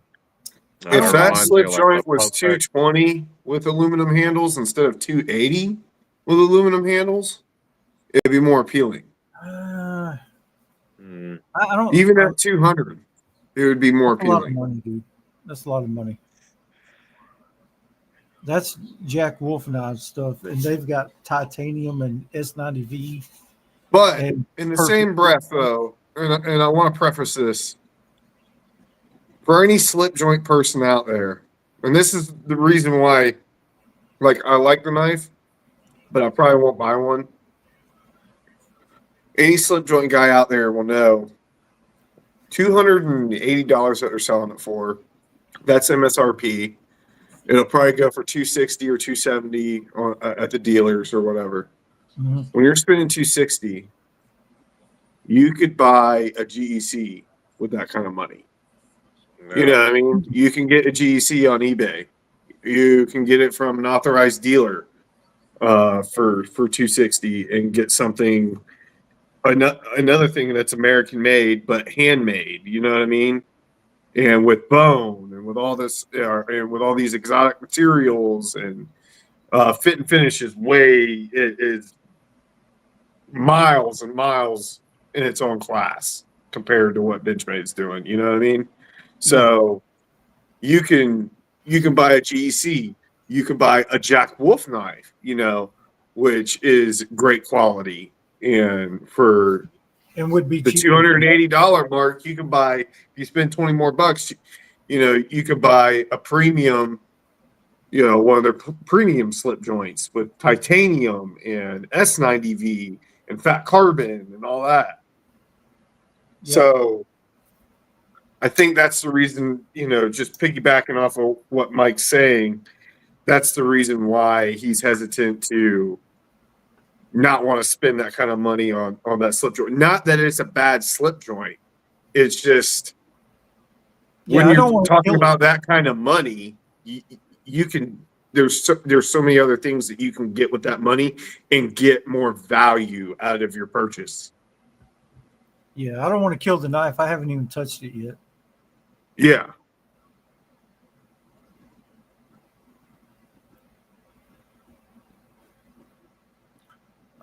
Jay says, curious if GC's gonna. I can almost tell you right now, no. I don't think they'll ever touch that Pro Cut. Nope. Hell, they haven't even touched the Magna Cut. No, they're not going to. I mean, they're doing just fine with what they have. Not saying that they don't have any room for innovation, but they're trying to. The whole point of the GC knife is to make Is that that thing traditional? just like they did in 1895. You know what I mean? Mhm. In 1920. That's what they want, to bring back those old patterns that they don't make anymore, handmade from the same machines that they made from back then. Now, there's some advances in tools and things they do now, but they want that old world feeling. The Pro Cut is probably not something you're going to see from GEC. I mean, would I think it'd be cool? Heck yes. Yeah, think I they're don't. gonna I don't do think it? they'll No. ever. I don't think they'll ever touch the Super Steels. I agree, Big Fish. Yeah, I agree with him. Yeah.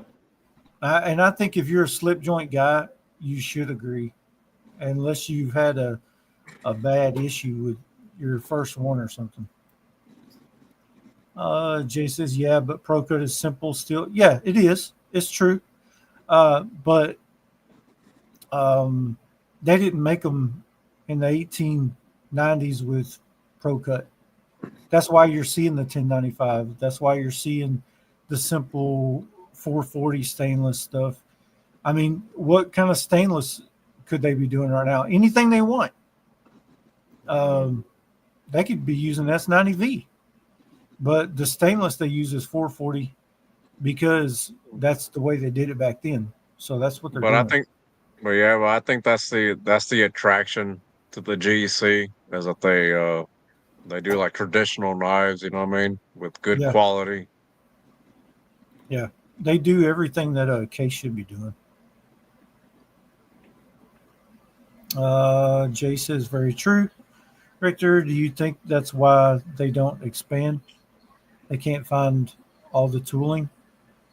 No, I don't think it's that they can't find it. I think that they're doing exactly what they want to do right now. I'm almost tempted to buy that Benchmade just to see how it is. Just to fucking, I don't know. I'm kind of curious. That design it doesn't call out to me. The design of it. I like the design. I'm almost tempted to do it just to see Because I've been wrong before. I do want to see the walk and talk on that bitch. So That's the Can you- main thing. Yeah. That's the But let main me tell thing. you this. I actually like the proper design better. But the Yeah. walk and talk on it is, if the walk and talk is like the proper, I won't have nothing to do with this knife. Right. I don't know. I'm like, I want to try one out just to see, but I know that I'll never get my resale value. Money back Like on it. nowhere near it. Nowhere near it. Yeah. Well, try to find it on the secondary. Try Maybe. Blade Bench. It might be on Blade Bench somewhere. Maybe. Nah, Right.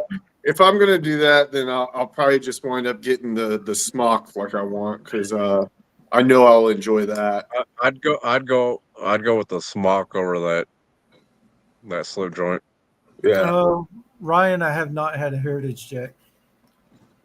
Hey, but at the same time, we don't know what Jack Wolf is dropping this month. That's part of the reason why I'm waiting, is because I'm like, okay, is he going to drop something that I'm really going to want, or should I wait? But like, God, man, you guys know me. I start itching. Hey, but Yeah. that was cool as shit when Ben told us that 2026 is gonna be the year of the gateway. Oh Right. man, I can't Which wait to see what. but I'm hoping that he does pumps out at least one more gateway this year. That's what I'm hoping. I'm hoping that he Yeah. pumps out at least one more this year.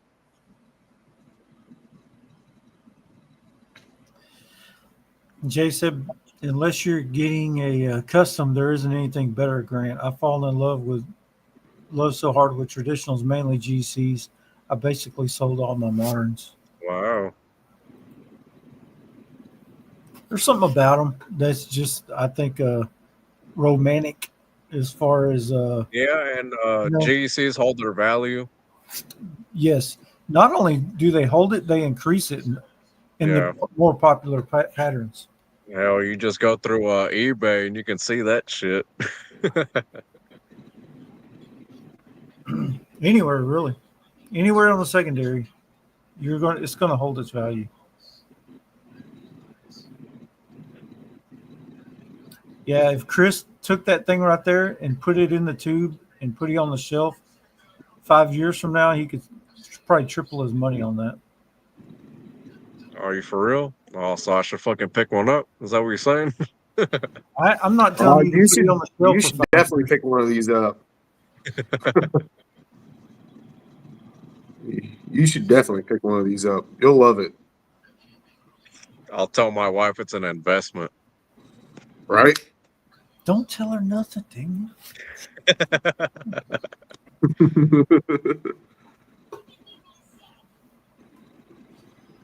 Just Hey, buy Highwind. What did Highwind say? Damn, what the fuck? Highwinds came out of left field with the question. Favorite ice cream? I like cookies and cream, but I'm more of a fancy guy. I like a pistachio gelato. That's my shit. I'm a bluebell cookies and cream kind of guy. Cookies I and like cream. cookies and cream is my favorite too. And Do I y'all like get Bluebell like Mike. Yeah, Yeah. I love bluebell. I'm And the I I'm also the like fancy one out of the bunch. I like a nice pistachio gelato. there's a blackberry cobbler one. Oh my god, I Really? freaking love that. Jeez Louise, bro. Nice.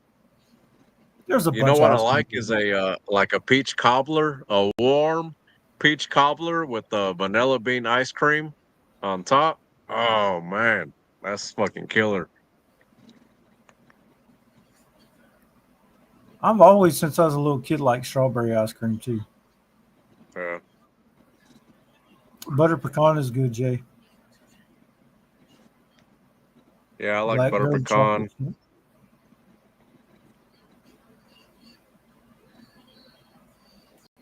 Hey, Grant said Oh, sorry. gelato is where it's at. Oh, And okay. that's a man with taste right there. Big Fish says that's what I told my wife. She said you're making Richter rich.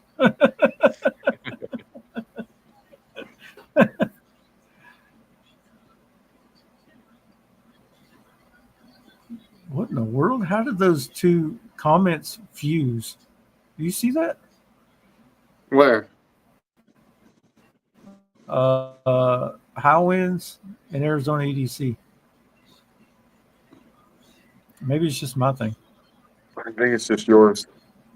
Um, Ryan said, I just love good chocolate ice cream. Not big on fancy toppings and all that, but I love a good. If I eat chocolate ice cream, I'm actually putting chocolate syrup on it. I'm I weird like like that. Neapolitan. I like Neapolitan. I do too. But I can't even eat that. I'm diabetic now. But I say, can you eat ice topping on cream? top of chocolate. I don't Well, eat that. I mean, they got some, what do you call it? No added sugar ice cream. I could eat yeah. that.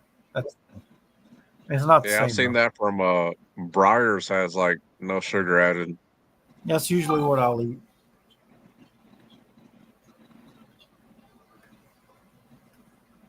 How did we get on ice cream? Oh, Arizona. See, are you?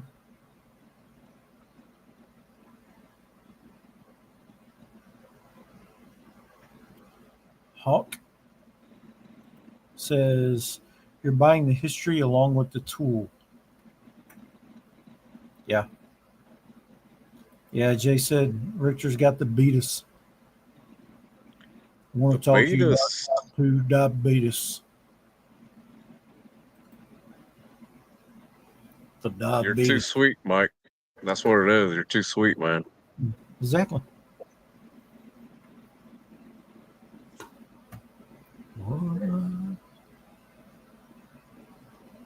Chris, what are you reading?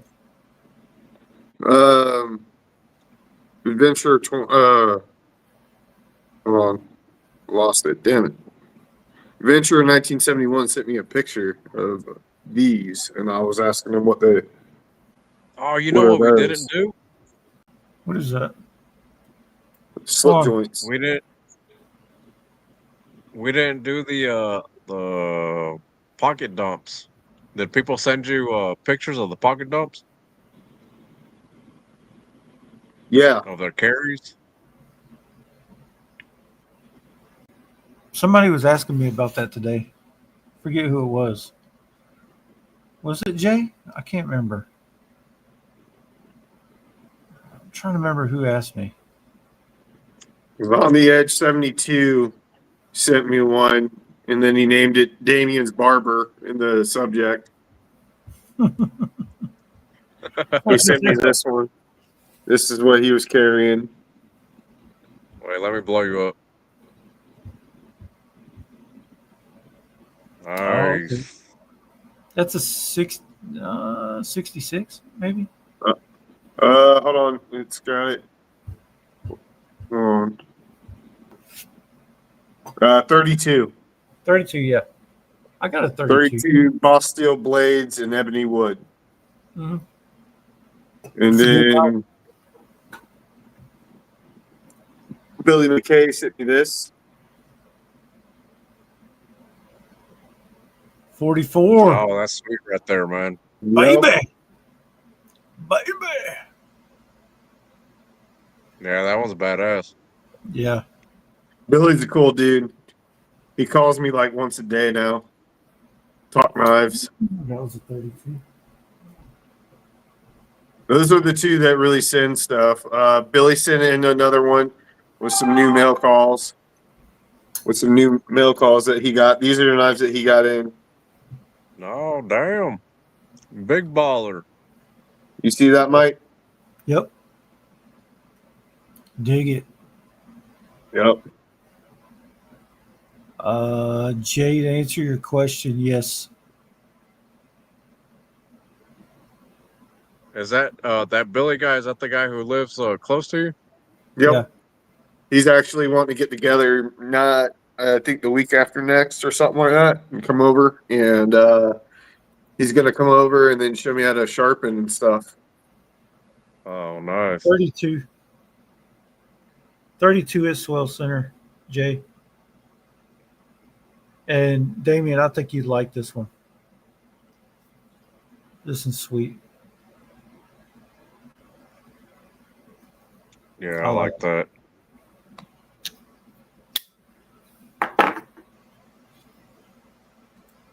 Very nice. Very nice. I had a stag one, and I miss it. Adventurer says, I want I want to try one of those Moki folders. What is that? Moki. I never heard of it. Yeah, I've never heard of it either. What is that? I don't even know what that is.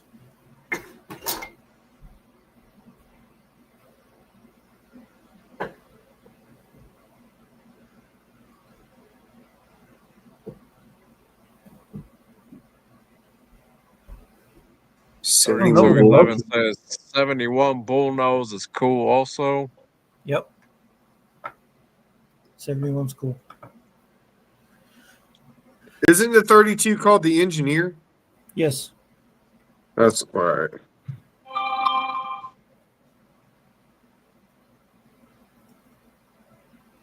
And then Jay just sent me his carry. Let me blow you up. Hold That's what she said. Yeah, thank you, baby. on. Oh, what's Sweet, that slip man. joint right there on the side? Man, that 74, bro, with that hot dog shield. Dang it. Yeah, that yellow slip joint on the side is fucking badass. What is that? A Warncliffe blade on it? It's a sheep's foot. 86.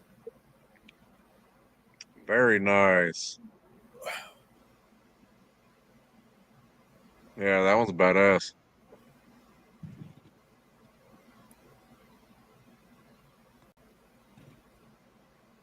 Jay, you coming off that 74? Mike's trying to trade. Adventurer says the Moki is a Japanese folder. Oh, okay. Oh, Jay said it was a ram's foot 93 and calico bone. Oh, it's a 93. Oh. You're right. My bad. Nice. 3211 said I have one GC71, brand new, red in my Carta. Can't locate where I put it. Ain't that some crap? That would suck. Been looking for it for a year. Dang, bro. Look in your truck glove box. That's where I always find crap. I'm like, oh yeah, here it is.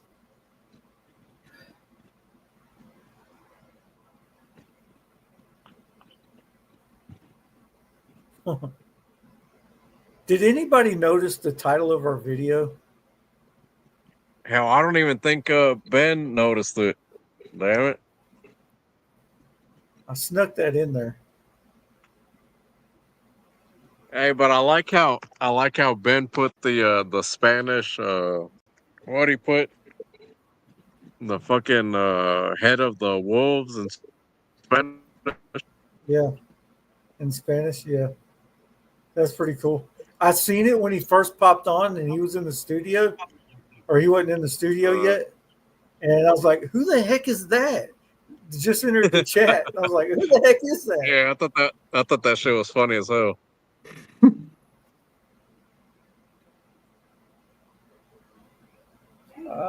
It's under your couch or in your chair.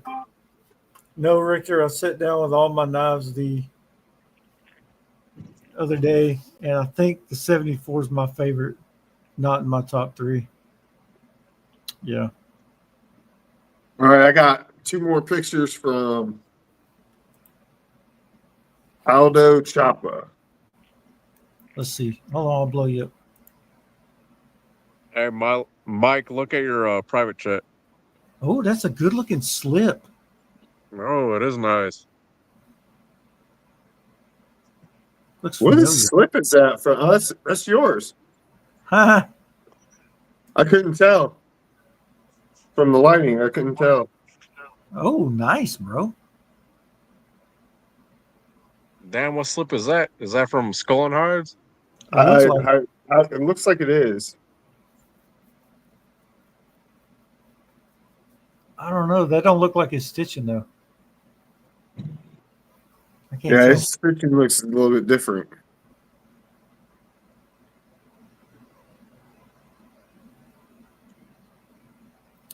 Oh, I got you, Jay. I understand when you said that. The 78. Hey, Mike, did you look at the private chat? Nope. Alex sent me this.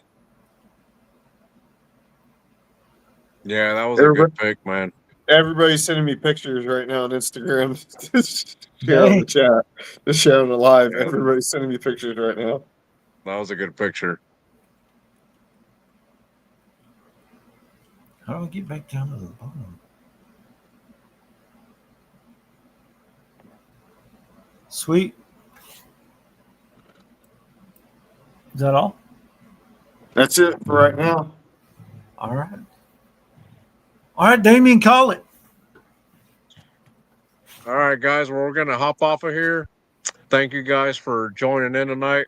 It was an awesome live with Ben Belkin. I think we had a lot of fun with him.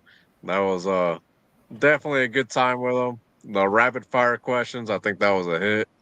So moving forward, we might do some rapid fire questions with our next guest. So you guys stay tuned for next Friday. We got Wax Wing as our special guest next Friday, 6 p.m. Central, 7 p.m. Eastern. And thank you guys for joining in, man. It was a good Yeah, time. thank y'all. Thank you y'all. guys for Thank you hanging. guys so much for hanging out with us. See you next time. Later. All right, later, guys. You guys have a good night. We're out, baby.